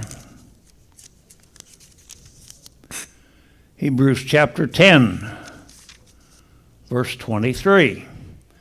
Let us hold fast the confession of our expectation without yielding, for he who promised is trustworthy. So because he's trustworthy, we can hold fast to our expectation. What's our expectation? We expect to be, when we wake up from our final sleep, in the millennial reign, and then go on into the kingdom. That's our expectation. And Yahweh's trustworthy. He said that's the way it's going to happen, and I believe it. I was in a conversation with one of my sons. He's, well, I don't believe in any of that. I said, that's all right, I do. I believe in it. So I don't care if some of my family doesn't believe. I mean, it's not that I don't care. I feel bad for them. I have some family members who ridicule that idea, ridicule that belief, but I can't do anything about it. I just have to go on. And although it may sound selfish, when it comes to that, I have to worry about number one, what I do, where my loyalty is, where my loving commitment is. And I think we have to do the same. Let's turn also to Ephesians. Ephesians chapter 5.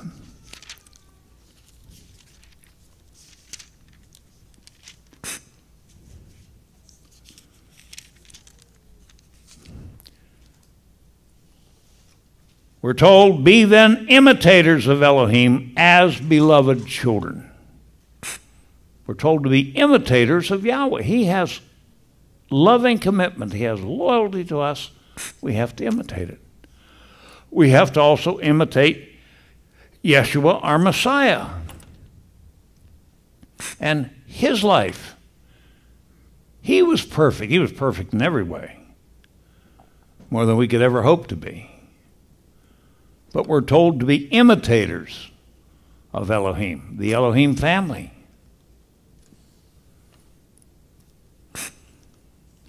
Let's also turn to Yochanan, or John, chapter 15.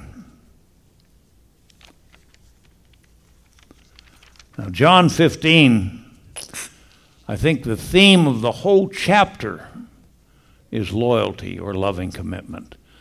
And we're not going to go through the whole chapter, but maybe when you go home today, we'll have some time before the Sabbath ends. The sun goes down pretty low, almost just before 9. Read chapter 15. Go through it. I'll give you a homework assignment if you want it. But let's read verse 13. No greater love than this. No one has greater love than this, that one should lay down his life for his friends. There is extreme loyalty. And those weren't just words from Yeshua, because he did lay down his life. Are we willing to lay down our lives for one another? I mean, literally. Are you willing to take a risk to save the person sitting next to you or in front of you or behind you? Well, of course, that's really something we can't answer until it happens. But I think it's good to have that in our minds.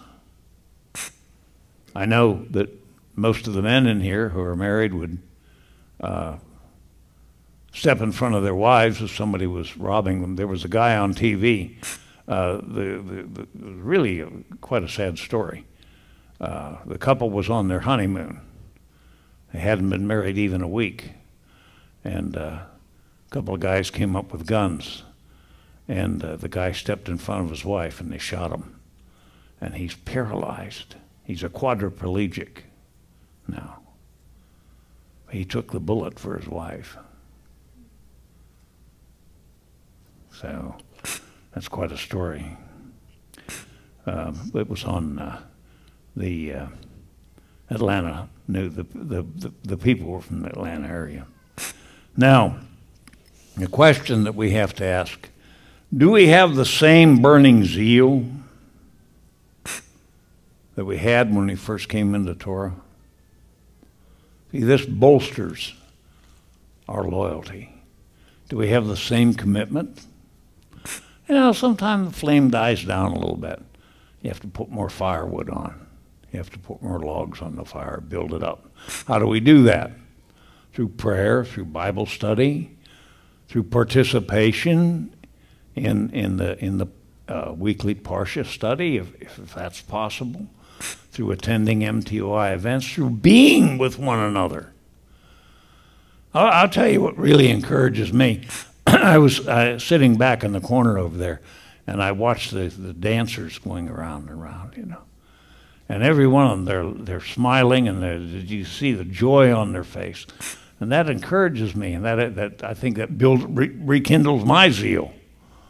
See? So I don't know, maybe it's something different. So let's turn to Jeremiah. Jeremiah chapter 2 and verse 2.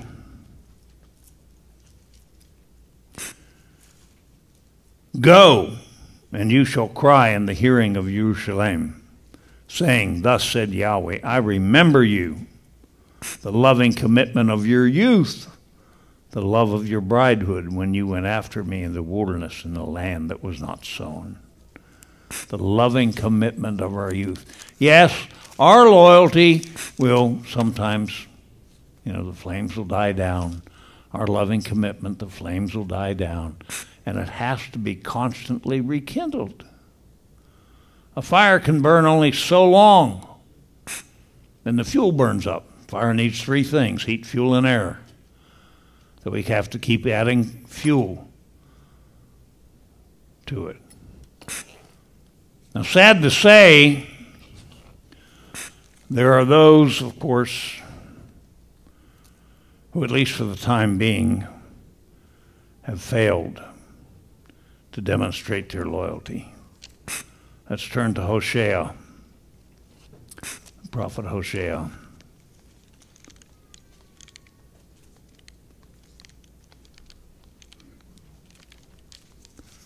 Hosea chapter 6. And we'll read verse 4. Ephraim, what would I do with you? Yehuda, what would I do with you? For your loving commitment is like a morning cloud, like the early dew that goes away.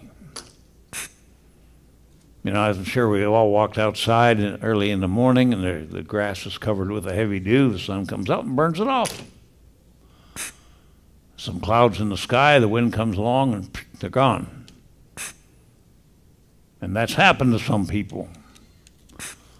Of course, there's always teshuvah. If we read in Psalms, let's turn over to Psalms. Psalm 12.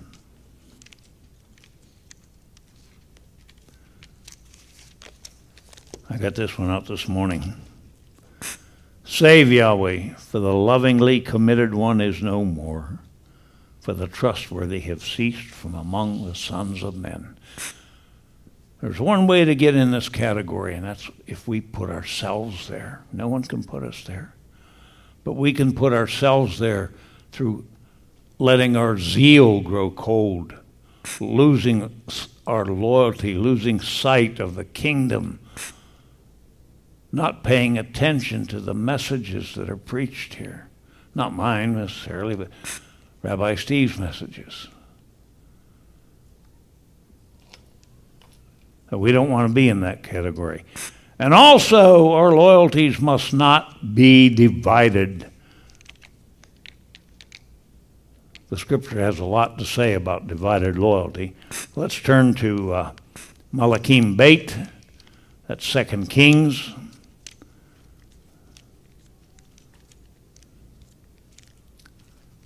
Malachim Beit. 2 Kings, chapter 17. And we're going to read verses 33 and 34. They were fearing Yahweh, and they were serving their own mighty ones. Whew, how can that be? Well, it's done.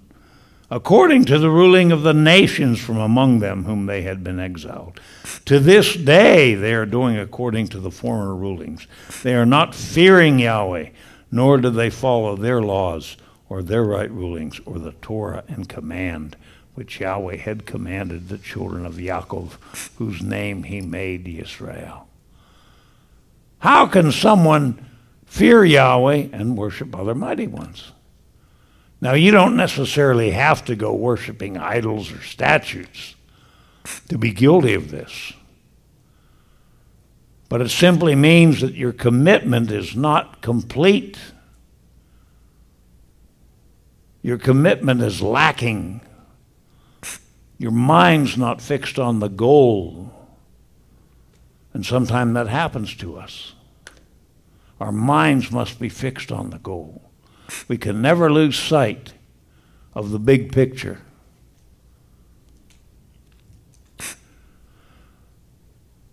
Let's turn over to Matthew chapter 6, because Yeshua said about the same thing. Matthew chapter 6 and verse 24.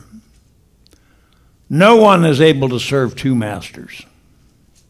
For either he shall hate the one and love the other, or else he shall cleave to the one and despise the other. You are not able to serve Elohim and Mammon. Of course, this is usually thought of in the extreme.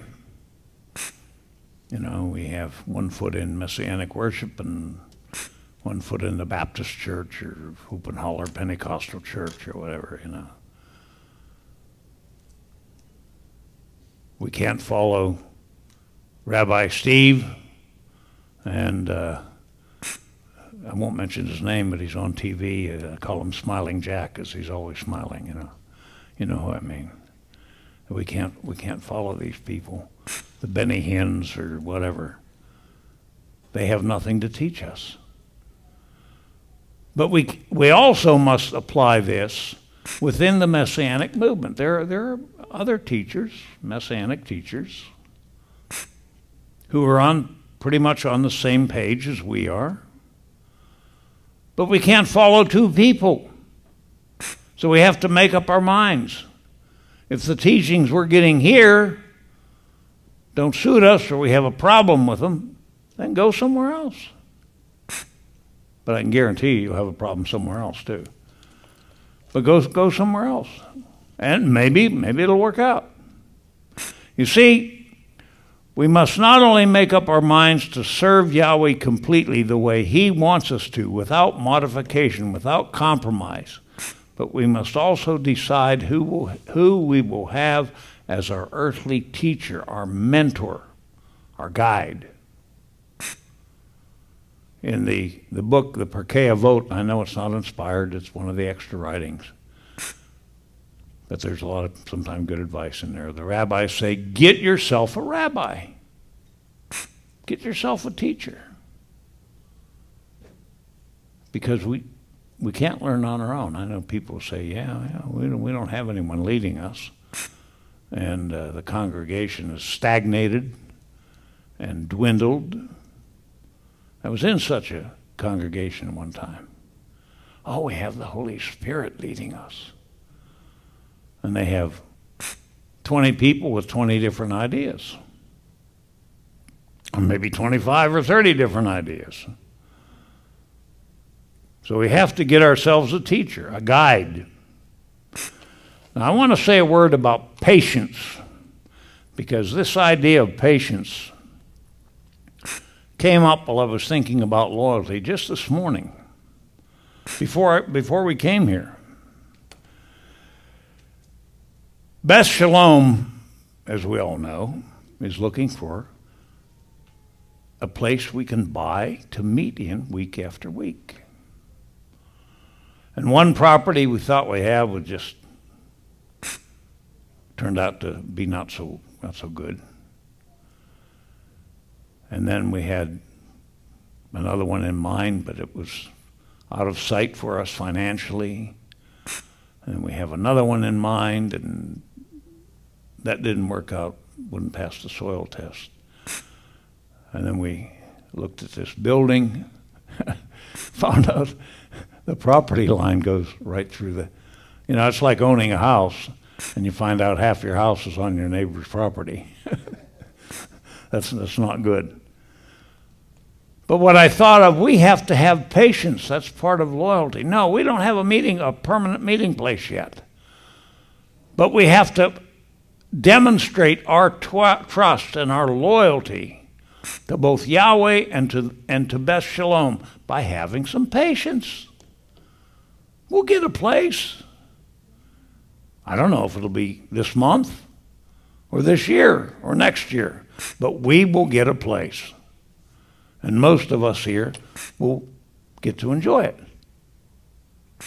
So we have to have patience, because lack of patience is disloyalty. That's the way I see it. Probably somebody will get mad at me for saying that, but that's all right.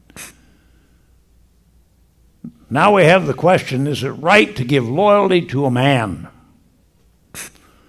Well, for that, we turn to Romans,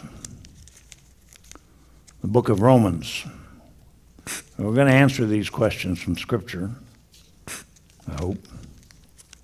I'm going to Romans. I think you probably know where I'm going. Romans 13:1 and 2.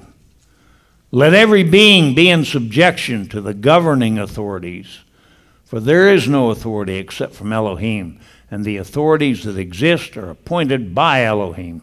So he who opposes the authority withstands the institution of Elohim, and those who withstand shall bring judgment on themselves.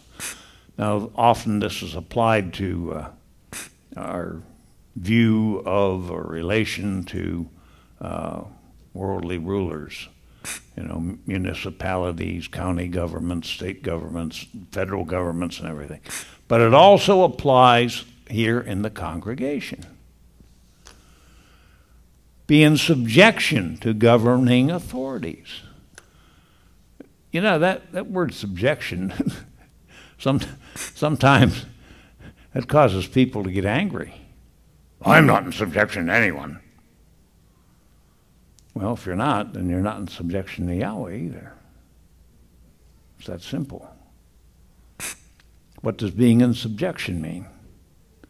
It means, well, I go along with the programs, and the rabbi asked me to do something that I like to do, and so I'll do it. But what if you're asked to do something you don't want to do? We say, no, I don't want to do that. I'm not in subjection to you. If you're loyal, you'll say, well, I really don't want to do that, but it needs to be done, so I'll do it. Robert and I were asked several times by Rabbi to go up to people and tell them, if you don't change this or that, you cannot continue to attend services. I mean, these were serious sins. You have to change. I mean, they weren't just booted out. They were given an opportunity to repent, to do teshuvah. And when they didn't, I'd tell them, well, there's the door. So long. If you change, you're welcome back. But for now, I didn't really want to do that. I didn't want to go up to these people and confront them. But I did, because I knew it had to be done. And sometimes we're all going to encounter that. We have to do something that we don't really want to do, but it must be done. Are we prepared for that? That's part of loyalty. That's part of loving commitment. Who do we owe our loyalty and loving commitment to? Almighty Yahweh. So if I have to go up to, if I'm told to go up to someone and tell them, hey, here's an ultimatum. I don't have loving commitment to that person. Oh, I do in a sense, but I have loving commitment to do what's right. So I have to do it. And we're all going to be faced with that choice one time or another. Let's turn to Titus. The book of Titus.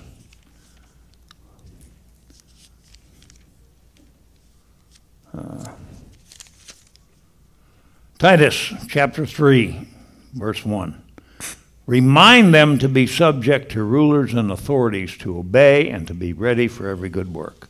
Remind us. Sometimes we have to be reminded. Put ourselves in subjection.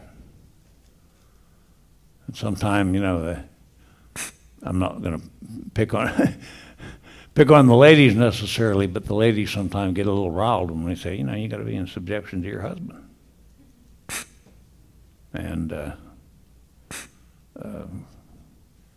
sometimes I say that, and I feel like ducking because take a swing at me or something.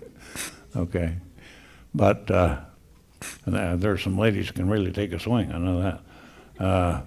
But anyhow, who are the men in subjection to? Yahweh and Yeshua. So we're all in subjection, and that shouldn't really be a problem for anyone. But sometimes it is. Now, as far as loyalty is concerned, I'd like us to turn to 1 Debrei Hayamim, that's 1 Chronicles. 1 Chronicles chapter 12 and verse 33. Now, in chapter 12, we have a list of various tribes who gathered to David to bolster him, to form an army. But the one verse that hit me was verse 33. I want to read that. Zebulon. Of Zebulon, there were 50,000 going out to the army, arranging battle with all weapons of battle, giving support with undivided heart. And that's the bottom line. Giving support with undivided heart. Undivided loyalties. Being ready for battle. Being ready for a fight. I don't mean with your fists or anything like that. Hope it never comes to that. But sometimes we have fights. People want to run the mouth. And they have to be told. But we have to have an undivided heart to be ready to do that. So where's our heart at? That's what we must ask ourselves. Now we also have to have to consider David's loyalty to King Saul. Shaul was out to kill David. I mean, he wanted to run him through with a sword or throw a spear through him or something. And he was out hunting David. And the scripture tells us that Shaul went into a cave to relieve himself. And unbeknownst to him, David and some of his men were hiding in that cave. And his men said, now's your chance. Take your knife and do him in. So David crept up on Shaul and he cut off a piece of his garment. Maybe he cut off one of his tzitzis. We don't know. But I think that's what he cut off. So Shaul gets up. He doesn't realize what's happened. He goes off, gets on his horse, and starts to ride away. And David comes to the mouth of the cave and calls to him and holds up the piece of his garment. And Saul realizes that David could have killed him just as he was seeking to kill David. But can we imagine being loyal to someone who wants to kill us? David knew that Saul was, at least at that time, an anointed, appointed, and he wouldn't dare go against him. But he also knew that, of course, that Yahweh would deal with Saul, so he left Saul up to Yahweh instead of taking the matter into his own hands. That's loyalty. I don't know if I could, if someone was trying to kill me, I don't know, I might get my 38 or 9mm or something and try to kill them back, you know. I think most of us would. But David was a different man. He was a man of character. And some people have character and other people are characters. You know, so anyhow, we must give loyalty to those Yahweh has appointed to lead us and direct us. Remember Zebulun. They served David with an undivided heart. Let's turn to 1 Corinthians. 1 Corinthians chapter 11. And I think you know where I might be going there if you're familiar. Rav Shaul, the Apostle Paul, well, I don't know if he was an apostle, but Paul said, "Become imitators of me as I also am of the Messiah." So Paul told the people, look, I'm one of the leaders. Imitate me, but only as I follow the Messiah. Can we not say the same thing about the leadership in MTOI and Beth Shalom? As long as the leadership is following the Messiah, as long as we're doing things Yahweh's way, as long as we're being faithful, then we have to follow the leadership, follow their example. And they should be men who can set a good example. Sometimes you have bad leaders. Joanna and I were in an organization where the leader was more like Stalin or Hitler than a leader. And we eventually left. But we don't have that in Beth Shalom, thank Yahweh. We have kindness and fairness and gentleness. Yeah, sometimes Rabbi Steve has to get up and yell at us, or yell at an individual. Or not, he doesn't yell, but has to chew you out. But it's for our own good.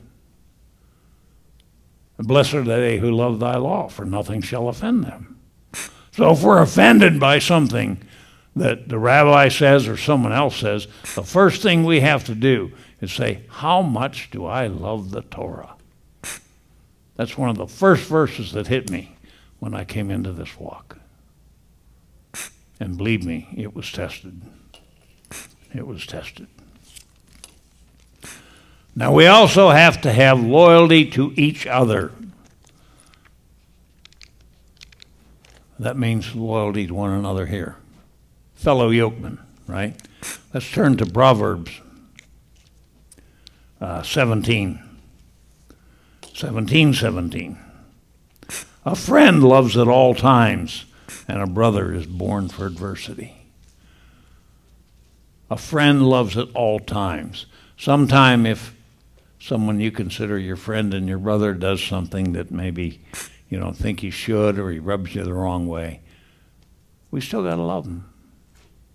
We still got to care for him. We still have to reach out to him. We have to forgive him, because we may rub people the wrong way, and we would expect that they'll reach out to us and love us. Let's turn to the book of Philippians, chapter 2 and verse 3. Doing none at all through selfishness or self-conceit, but in humility consider others better than yourselves. That's what it said. Consider others better than yourselves. What that means is don't become arrogant. Don't think, oh, I know so much, I'm better than the rest of you. Well, you're all a bunch of dummies. Or you're not as holy as I am. Consider others better than yourself. Look for the good qualities in others that you would want to have. Maybe you don't. And again, we can go back to 1 Corinthians. I know I'm jumping all around here in the scriptures, but we can go to 1 Corinthians chapter 16.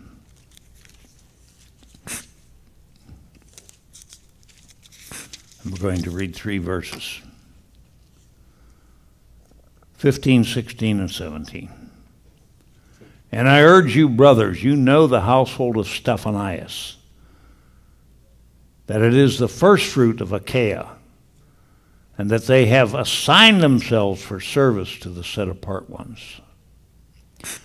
That you also be subject to such, and to everyone who works and labors with us. And I rejoice about the coming of Stephanas and Fortunatus and Achaeus, for what was lacking on your part they supplied. So what Rav Shaul is saying here is that this household of Stephanias had taken the leadership over the local congregation, and he's asking people to follow them, be in subjection to them. And then it says that these 3 men, Stephanias, Fortunatus, and Achaicos, says, for what was lacking on your part, they supplied. What does that mean? They took up the slack. We can't expect everybody to do everything.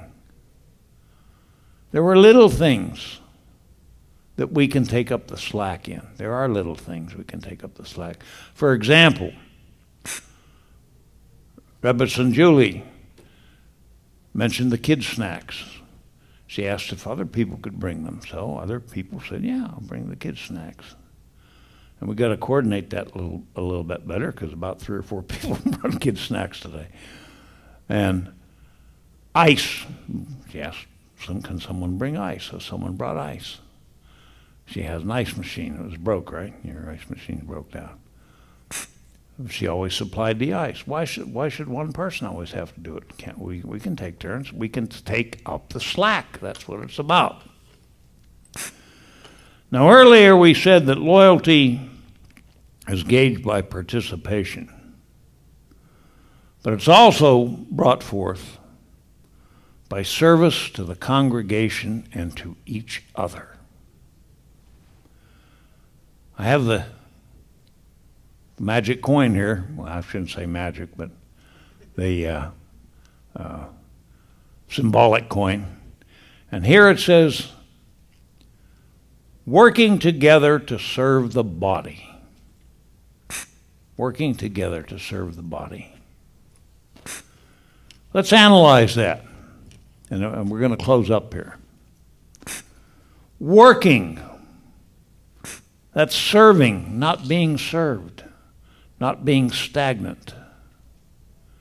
You can't work sitting in a chair all the time, or staying in bed, or staying away from services, staying away from studies. When we were at Mountain Lake Ranch, I know that the call was put out numerous times for people to go up and see Shamash Losi and ask what they could do. And he assigned them duties. Clean the tables, serve the food, okay. Vacuum the rug, all right. Clean the bathroom. Oh, no, I don't want to clean the bathroom. Somebody has to. Take out the garbage. It's kind of smelly. The garbage needs taken out. But we always had people volunteer. I remember when Arthur came down from Canada one year. He always took out the garbage. He was never asked to. He always did. Then later, I think one of Robert's sons took it over. Taking out the garbage and take it down to the dumpster. At Black Mountain, we don't have those things, but there's always something we can do. There's always something we can do here in Beth Shalom. That's working. Now the word together, remember we talked about yoke, a fellow yokeman, taking Yahshua's yoke. That means being in unity, together, having singleness of heart like the tribe of Zebulun did. To serve. We're serving the body. It means helping each other, being aware of if anyone has a need. And actually, when we're serving the body, we're serving ourselves too. Nothing wrong with that. We're helping ourselves. We're also gaining a blessing by serving. And other people will be looking to help us. It's all reciprocal. And then it says serve what? Serve the body. The body of Messiah. That's us. You and me. We're all part of the body. We're all part of the bride of Messiah when he returns. That's a figurative statement, of course. But we're all part of the body. And so we demonstrate being part of the body by demonstrating our loyalty.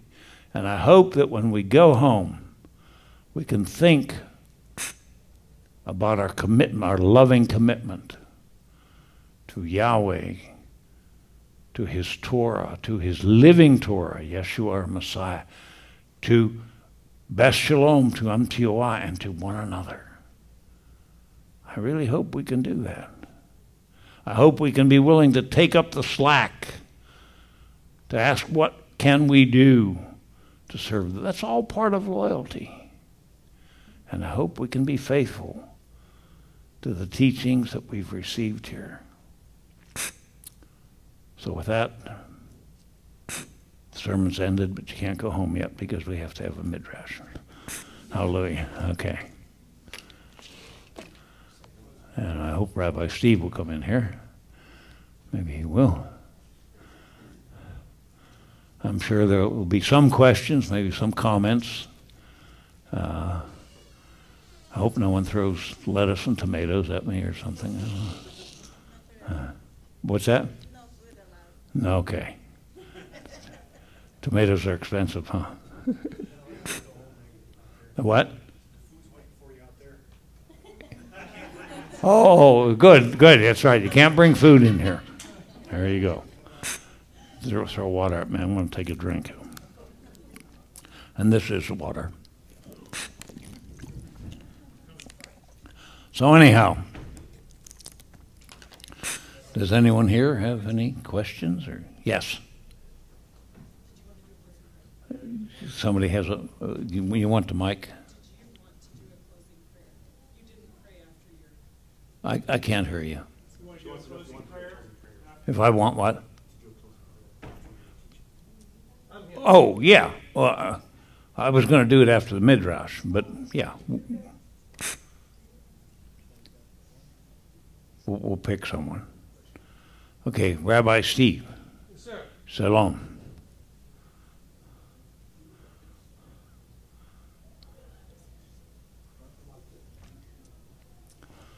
All right. So you up to the Q&A? All right. We'll go forward with your Q&A. Okay, anybody have any Q&As? I'm going to bring it around. Okay. That's service, by the way. See, Rabbi just did the service. He ran away. He's quick. Okay. I don't have a question. I have a comment, though. In your topic of loyalty, I was thinking about some of the comments you made about one feast in particular where you had said some people were doing their own thing. And I was sitting and I was thinking, what's the difference now? What is it that makes this congregation thrive? And it's the fact that there's a heart connection. What I'm seeing is that everybody really loves my husband. They've gotten to know him. They've gotten to accept him the way he is, whatever he has, and realize that he truly is anointed by Yahweh. What? No, that's good. I'm just laughing. I've been waiting for this. Okay, so I'm having a serious moment here. Excuse me. Okay, so what I was noticing is that when you open your heart up to someone and you really have a heart connection with them, you do have loyalty. It just comes naturally, versus when you always build up fences and offenses, and then that's when things happen where you allow Hasatan to come in and sway you and make you be a complainer and a murmurer, versus just loving the person. And so I've felt that that's the biggest difference, is that the people that are here now love us and really want to be a family. And yes, we have problems, but we also fix them because we love each other. That's what I noticed. Yeah, that's very true. And there are also, Amen. Thank you. What we must also realize is that not everybody has the same zeal.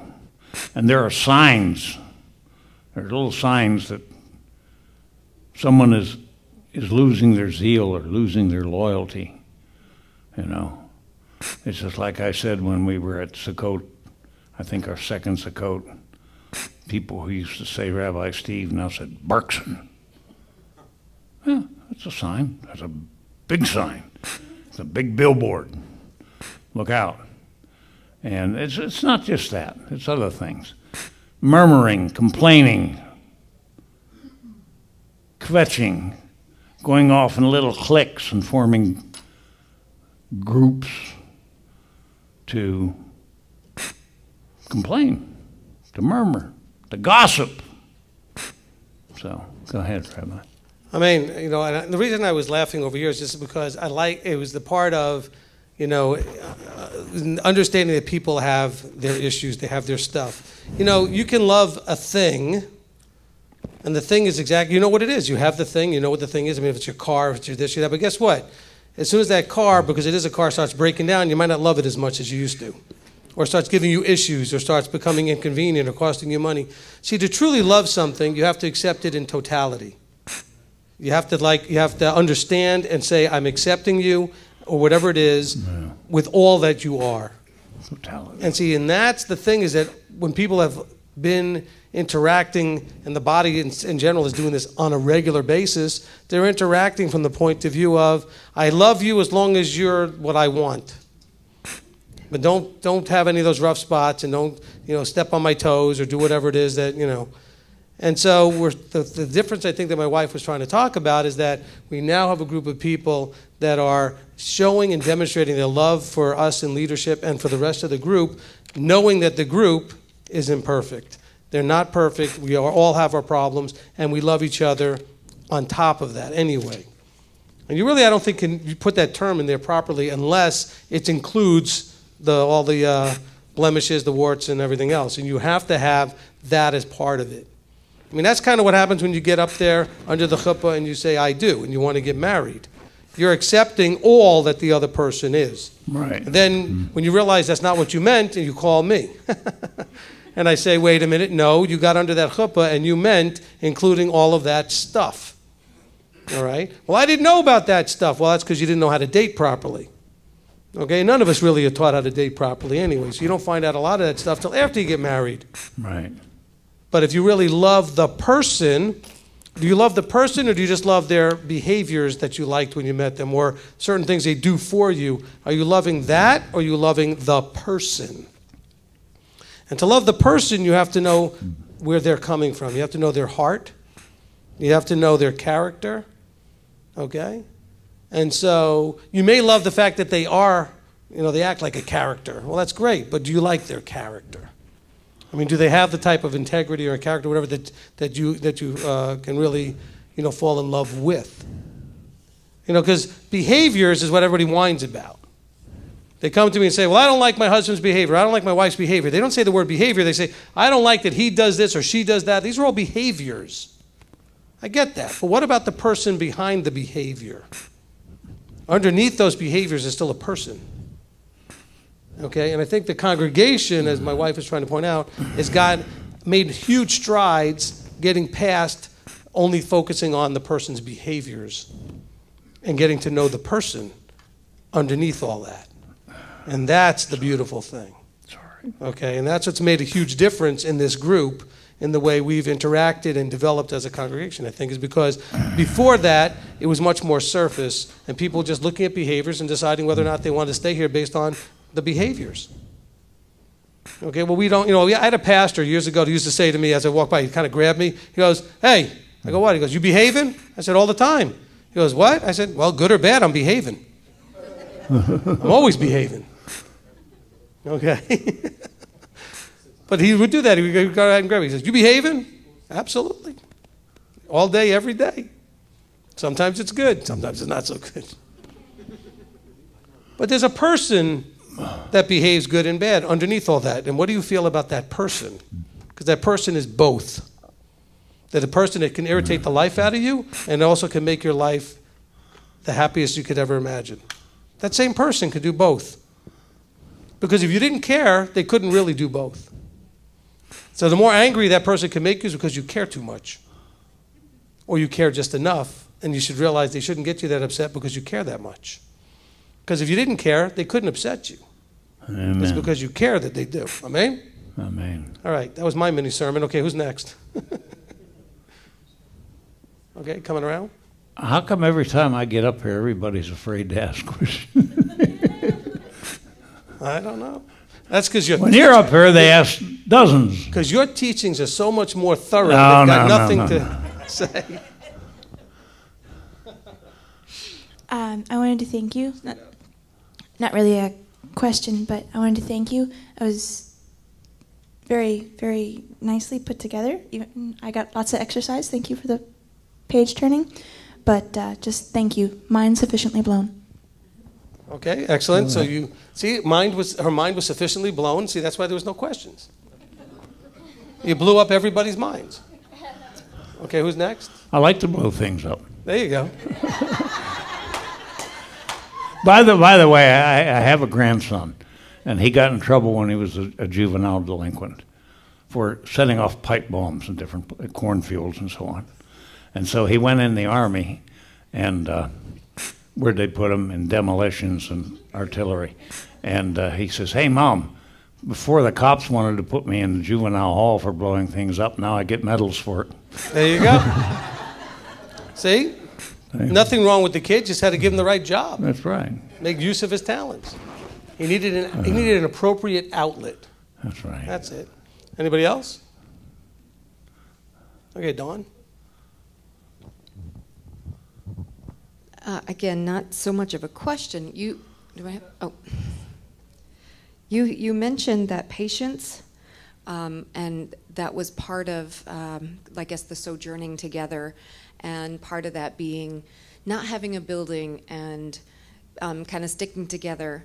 And a lot of people were questioning us about coming down, without having a building and moving and, just having like one person, like Rabbi being in charge, what happened to him? And if something happened to him, then what?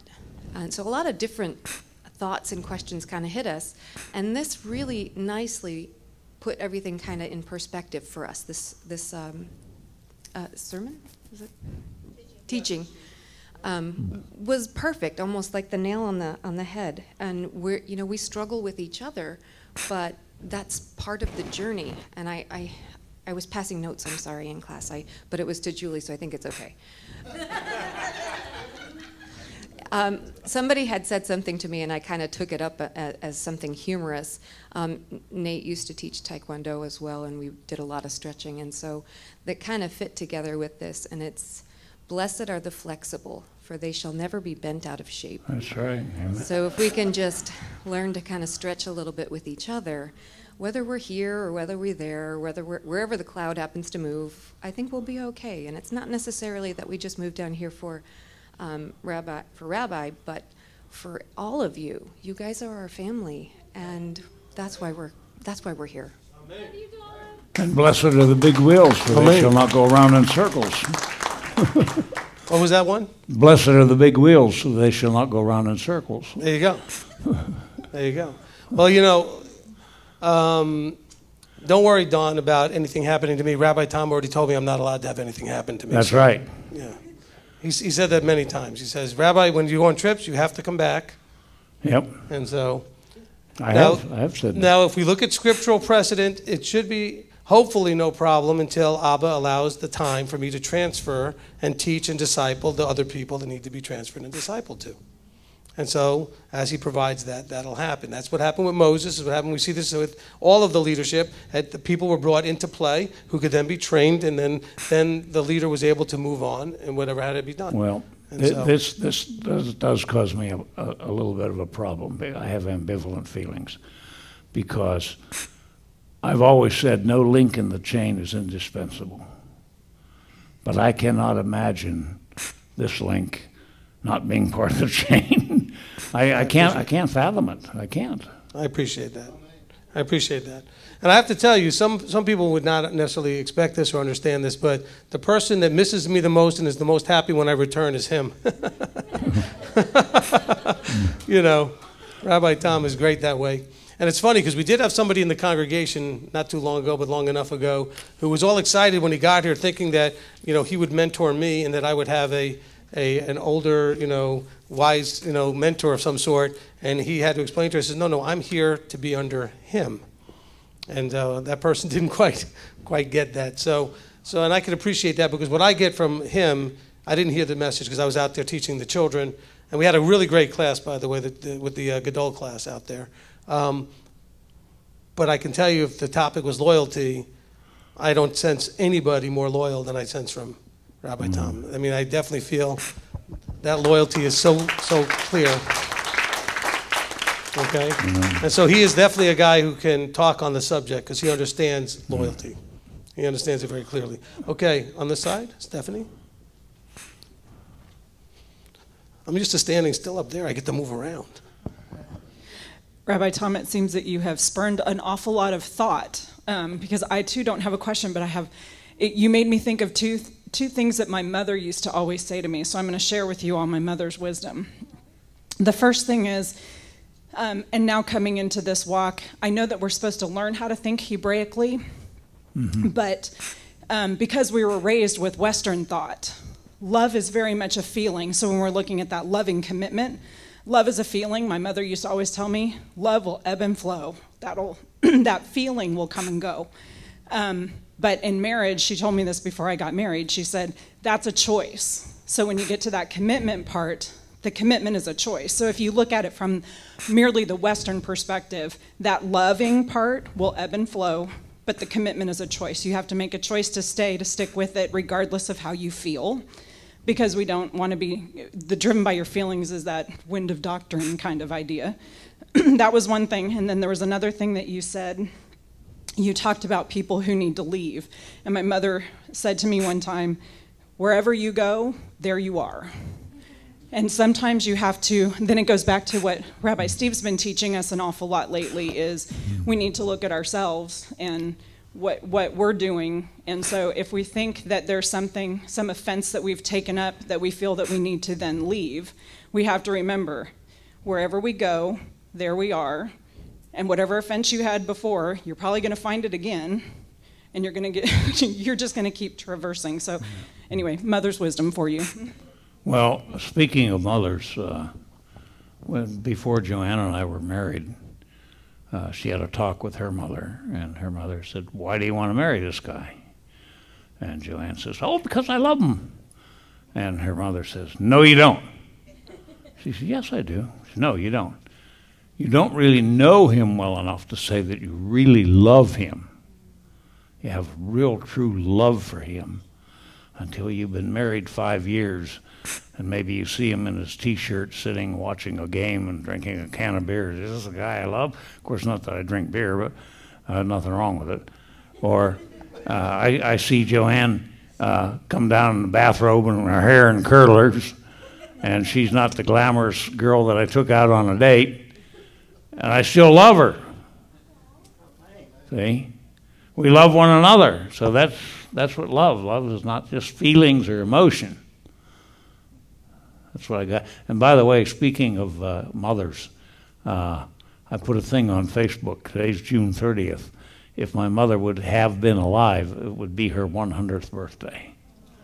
So today, I always remember June 30th. Amen. Amen. Amen. Awesome. Awesome. And see, that's one of the things that I deal with in counsel when I deal with couples, is understanding that we, and you've heard me talk about this many times, about the level of maturity you can kind of gauge by how you are dealing with emotion.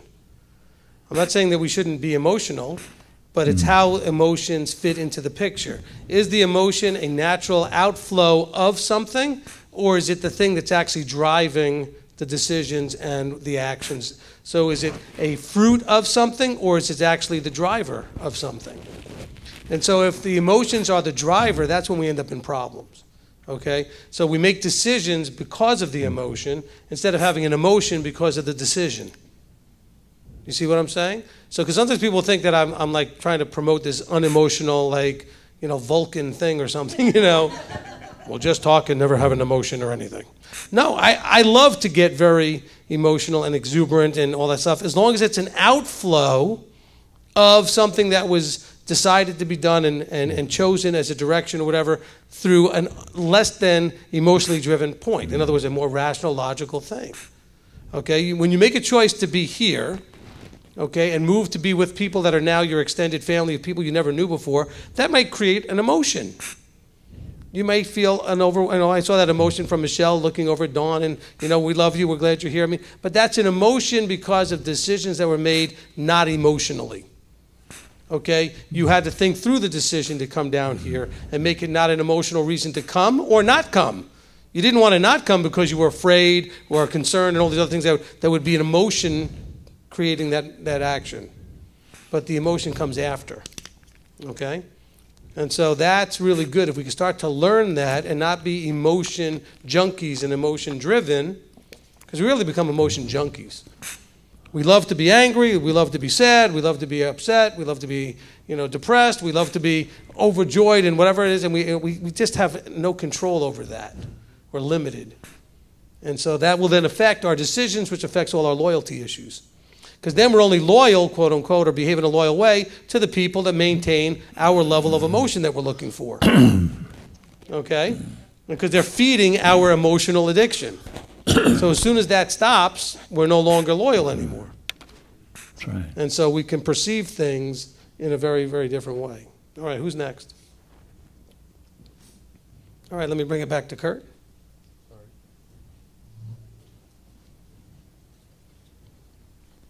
Here you go. All right. David Botwick Rice has a comment based on Titus 1:9, which says, we must cling to his trustworthy word. And he goes, we know the Torah and Yeshua are trustworthy. Can we be counted on as well? Rachel Johnson's comment, two things really stuck me. Loyalty means participation, and that working means not being stagnant. Sometimes it means like it's getting out of your comfort zone and being there for others. All right, Stephen Waffle's question, along the lines of loyalty, when we watch the service, should we stay on subject as to discussion after the service ends? Not sure what that means. So should we stay on subject as discussion after the service ends? Thoughts? I guess you might have to clarify that, Stephen. I'm not sure I understand the comment, but I speak Steve Waffle, so at least I'll attempt on it. Okay, so the thing is that, you know, the discussions that can happen after service, okay, can go in all kinds of directions. Just all you want to be monitoring, you can talk about anything you want after services. I mean, it'd be nice if you're talking about whatever it is that was the topic of the day. But just be careful that as topics come up, that you only deal with them on the level you're qualified to deal with them on. In other words, if someone brings up a subject and you want to start jumping in there and you have some knowledge about it, but you don't really maybe have enough knowledge of it, be careful that you don't come across as giving counsel or advice or interpretation of Torah till you actually are capable, ready, and qualified to do that. But discussing any topic is certainly appropriate as long as it's a Sabbath-worthy topic. Okay, there's certain things that we shouldn't be talking about on the Sabbath, like our jobs and work and just the worldly pleasures that and some worldly pleasures are meant to be enjoyed. I mean, we can have a lot of things that we enjoy doing that are not, you know, totally Yah-focused, but they don't need to be done on the 24 hours called Shabbat. And so, you know, that would be the thing that we want to, you know, kind of maintain. So if you're in, you know, Steve is, you know, attends at a small group that's part of MTY, and so when they have their discussion after you know, after we close the live stream and everything, the discussion doesn't have to be limited to what was the topic of the day, which was loyalty, but the discussion instead needs to still be maintained as being Shabbat, you know, focused, okay? And it has to also be under the direction and guidance of whatever the leadership is where you are, and under the MTY. I think maybe what, come to think of it, what Steve Waffle meant was, is it wrong to digress? No, I don't think it's wrong to digress. We've had some digressions, but they stem from the main subject. All right, next question is from Dan. Is Craig, what's the best way to handle the situation when I believe someone is not being loyal to the anointed and appointed? Well, go ahead, Rabbi.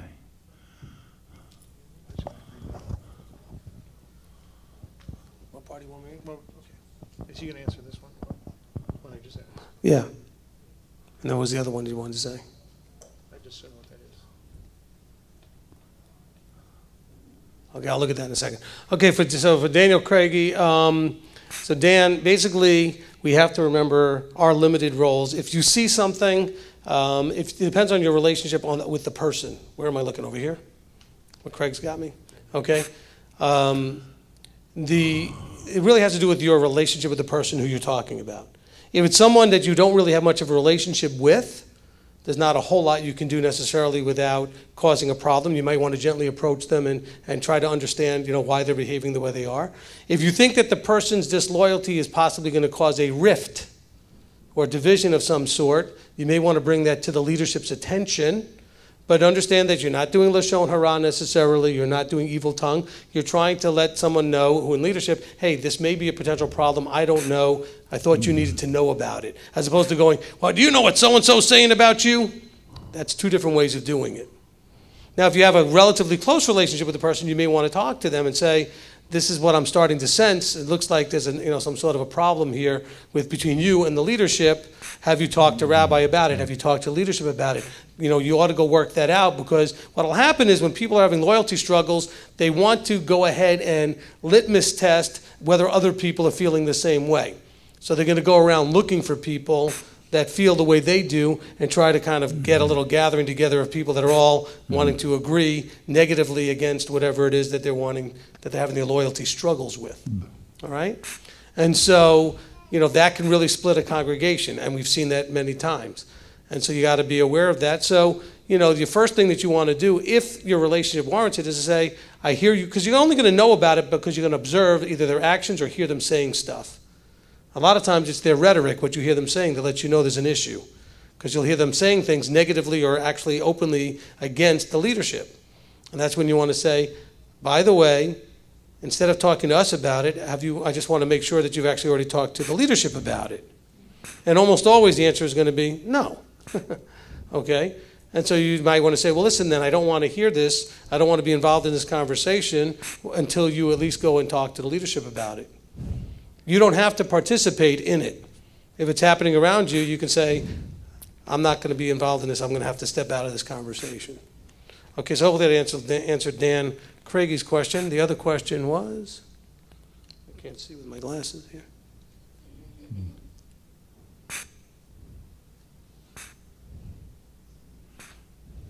Okay, so Joanne wanted to ask about, can we bring scriptures out that'll help explain about the hierarchical structure versus a plurality structure from Scripture? I will be doing a teaching on leadership, Joanne, that will cover that. But just so you know, you can see it right with Moses. You can see it with all of the leadership throughout Scripture. There was always a vertical leadership. The problem that people have, and the reason it's being attacked, is because it's been done badly. Okay? If it wasn't done badly, it wouldn't be attacked. So it's not the, look, I always use the example, Joanne, you might be relatively new and not have heard me say these things, so I'll say them again just so that they're said. Marriages are going into divorce at the rate of 50% plus in this country. Is marriage the problem or the people doing it badly? Okay, should we just get rid of marriage because it doesn't work? No. Okay, so the structure isn't necessarily the problem. The fact that people have done it badly is the problem. Moses set up an example of the structure. It was from Moses to the elders, to the heads of thousands, heads of hundreds, heads of 50s. You have a vertical structure. Now, when you see elders, that's true. There's eldership in congregations, but there's still one leader. When the elders sent letters to Paul, who made the decision? The elders or Paul? Paul. Paul did, okay? So there was a vertical structure there. He was clearly the head over Corinth and Ephesus and Philippi and Galatia, no doubt. He left elders there to deal with the day-to-day stuff that they could handle. But ultimately, when there was a decision that needed to be made, they went to him. By the way, when James and the elders in Jerusalem said, Paul, you need to get over here and deal with this thing that we're hearing about you, what did Paul do? He said, yes, sir, got up and went. Because there was a leadership structure there as well. In Acts 15, when the elders and other leaders are arguing about what to do about the Gentiles and circumcision and those other issues, what happened? The one person who was in charge, which was James, stepped up and said, okay, great, I've heard everybody. I appreciate your input. This is what we're going to do. Did anybody say a word after that? Nope. No. Why? Because he was the one who had the burden of responsibility to make the decision in the vertical structure. Okay? So just understand that that's always been scriptural. And by the way, is Yeshua coming with a council of elders? He's coming as what? What is he coming as? King? That sounds like a hierarchical structure to me. Okay? And actually in the whole universe there's a vertical structure, and who's at the top of that? The Father.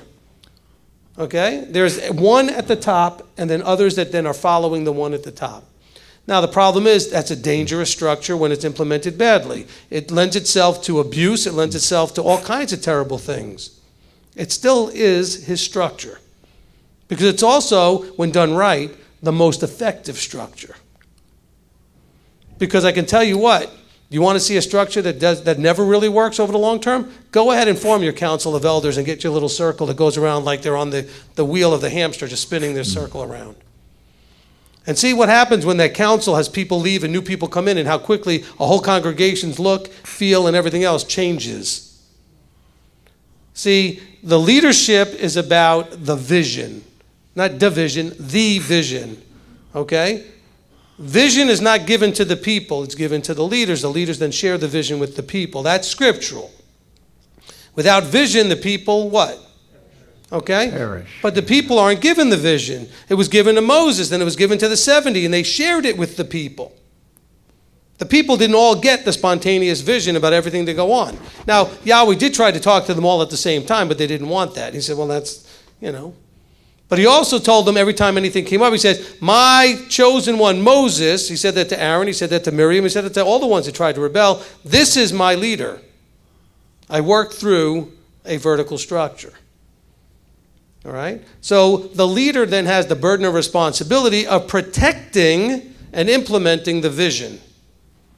Guess what? When you have more than one person with more than one vision, you have what? Division. That's where division comes from. You have more than one vision in the group. Anybody been to an elders meeting or a deacons meeting? Been on a board at a Baptist church or some other church? Is there one vision? Never. So there's all this fighting that goes on. That's why you end up splitting into 2 churches and 3 churches and 4 churches, because the one that had the vision and the other one had a vision, they ended up needing their own separate buildings at some point. So yes, vertical hierarchical structure has worked very badly throughout history. It's still his structure. It's still being attacked everywhere because people are still responding. Remember, we just talked about it when I was standing on that side of the room, the idea of responding emotionally. I'll step out a little bit here, all right? We have pain driving our response. We suffered. We hurt. People did things to us that were not nice, not appropriate, caused problems in our families, in our lives, or whatever. We made bad decisions because of things that people did in that leadership structure, and we made choices because we believed that in them as leadership, and they disappointed us, and they let us down. So what are we going to do? Blame the leaders, or are we going to blame the structure? Of course we're going to blame the structure, right? That's human nature. But the structure wasn't the problem. Because I bet you all of us have been in structures that were more groupthink and had just the same experience anyway. Any of you ever had a problem in a congregation led by elders? Any of you had a problem in a congregation? By the way, have you been in any of these groups that are led just by no leadership? Do they go anywhere? Are they headed anywhere? They're stagnant and going nowhere. Why? Because leaders lead. Hate to be so subtle, okay? Leaders lead. Their job is to either gently pull or gently push and say, we're going over there, let's go. Okay?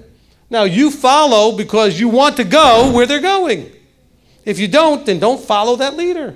Some of you have the lemming syndrome. You're not really paying attention to where the leader's going. Figure out where the leader's going first and decide if you want to go there. Because that leader is heading somewhere. And you got to decide, do I want to head in that same somewhere? But the leader's job is to gently push, encourage, and gently pull and say, come on, guys, let's go. We're going there. This group is going towards that kingdom door. Amen. Okay, that's where we're going. And sometimes I got to use a pretty good boot to kind of keep you guys moving. And sometimes it's like herding cats, but we're going to get there. All right? Okay? Anybody else? What else you got? That's it. All right, let's go ahead and get the Katan classes in here. Yeah. When the classes come in, may I ask Manny to give the closing prayer? Yes, you can. Okay. And I'll bring him the mic. Surprise. I'll just stand up here until we get everybody in here. Appreciate you. Appreciate the job you did today. Appreciate you. Excellent, excellent. You know, it's only I can't even tell you like exponentially how much easier work is when you have guys like him on your team. Okay? I mean, it's just tremendous. And I've done this for a reasonably long time without help. Okay? At least not leadership help. And to have him on the team has been a tremendous blessing. So really appreciate that. Okay, Michael? Okay, yeah. Michael happened to bring, when he came, a couple of the mikveh declaration papers. So they're on the table by the offering box. So if anybody needs a copy of the 8 declarations, he left some of them on the table there. Thank you, Michael. All right. Do we have everybody in here yet? No, Julie went to, the Rebbitzin went to get the kids. Okay. Gadol class. Where are you? Did you enjoy having me today? Yeah. They were first looking like, oh, the rabbi's here. Uh-oh. Bet you they were on their best behavior. They were on their best behavior. Although when they didn't, I caught them like instantaneously and they stopped immediately. So, because they're still teenagers, they can't help themselves. But they did really good. Guys, you did really good today. Good job. For those of you on the live stream, so what they do is they read the Torah portion, which was, what was the name of the Torah portion? Balak. Okay, so they read Balak today. And they went around the table and they each took turns reading about 10 verses apiece till they read the whole thing. And then we talked about it and we looked into how they could see some aspect of what they read being useful in their lives today. Same thing we do on Tuesday night. So that's a very blatant and open promotion for Tuesday nights, you know. I have no problem with that, but that's exactly what we do on Tuesday nights. We read the Torah portion, and then we look to see what can we get out of it that we can use right now, today, in our lives. Because there is something always in there applicable to your lives. And the real big takeaway from today was what? What was the one big line that you needed to remember from today? Oh, hold on. My daughter just said it. I want to give her the mic. That was great. That was good. Say it again. I don't know if I said it right. That's good. Just say it. I cannot say more than the words that Yahweh says or something like that. I can't go beyond. Whatever. I did it. Excellent. The big takeaway was I cannot go beyond the word of Yahweh. All right? Because Bilam says that to Balak. He says, I'm sorry, but I can't go beyond the word of Yahweh. Well, guess what? That should be our attitude in our lives, right? Your boss says, I need you to work on Saturday. Saying, I appreciate that. I know that's what you want, but I cannot go beyond the word of Yahweh. Yahweh says I can't. Oh, I need you to come to this big party we're doing Friday night. Well, I understand, but I'm sorry, but I can't go because I cannot go beyond the word of Yahweh. It's important stuff. Amen? Amen. I think the children they're all here. We're good? All right. If you'll all stand, we'll go ahead and be led in the closing prayer by Mr. Manuel Huerta. Thank you for the message today. I just wanted to say I really got a lot out of it. And the Sons of Thunder crew, we live by that. Blood makes you related, but loyalty makes you family. And I'm grateful for this family. I really am. Abba, Father, we come before you recognizing you are the creator, the king of everything. Father, we devote this day to you. We thank you and we praise you for it. Thank you for our Shabbats. We look forward to it every weekend and we just can't get enough of it. I worship and praise you and thank you for this family. Thank you for the relationships, for getting to know each other, for for letting us get on each other's nerves and move past it, and really just letting us see our own ugliness, that we can get that stuff out of our lives. Thank you, Father. I really am grateful for this family, and I'm truly grateful for my rabbi, and I'm grateful for everything that this journey has led me on, Father. I have full emunah that you are in control of everything all the time. Father, I thank you, and I ask that you be with us as we go eat and have a good time and get to know and fellowship each other a little more. In your precious name I pray. Amen. Amen. Amen. All right, so if anybody wants to be on camera, come on up here.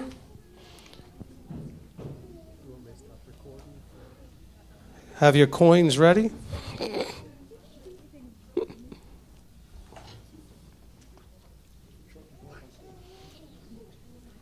That's mine, thank you.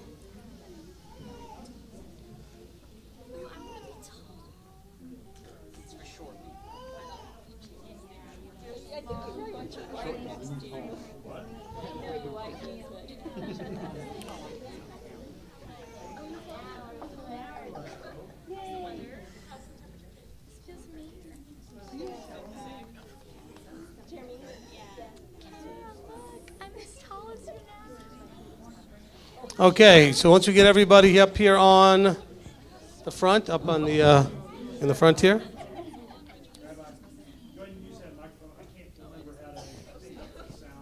Don't use this or do it? I will. I'll use this one. Okay. Oh, as far as like, don't turn it off? Okay, I won't. No problem. Okay. All right. Here we go. For those of you out there on live stream, we do this because we love you. We appreciate your loyalty, your commitment to be a part of MTOI, for appreciating that we do this and we stream it because we've heard your need for this, okay? We could just have a local thing going on, but we do this and we stream it not to be popular, not to be out there to get attention to ourselves, but because we know that this makes a difference in your lives. And so that's why we come up here, so that you can see us, but also so that we can wave to you, and so you know that we know you're there. Because I've been on some live streams over the years where I might as well have been watching a recording. They didn't know I was there, and then they had no awareness. They were just doing their thing, and it was being broadcast. But we try to make this interactive so that you know that you're actually virtually a part of this group. And so we appreciate that very much. So on 3, we're going to go ahead and wish them a Shabbat Shalom and then a Shavua Tov. Shavua Tov means have a good week. 1, 2, 3. Shabbat Shalom! Shavua Tov. I'm going to give old Rabbi Tom a scratch here. There we go. There we go. Have a good week, everyone.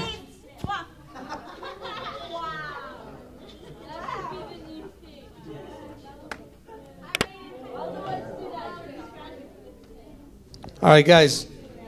Are we off now? Not yet. Okay.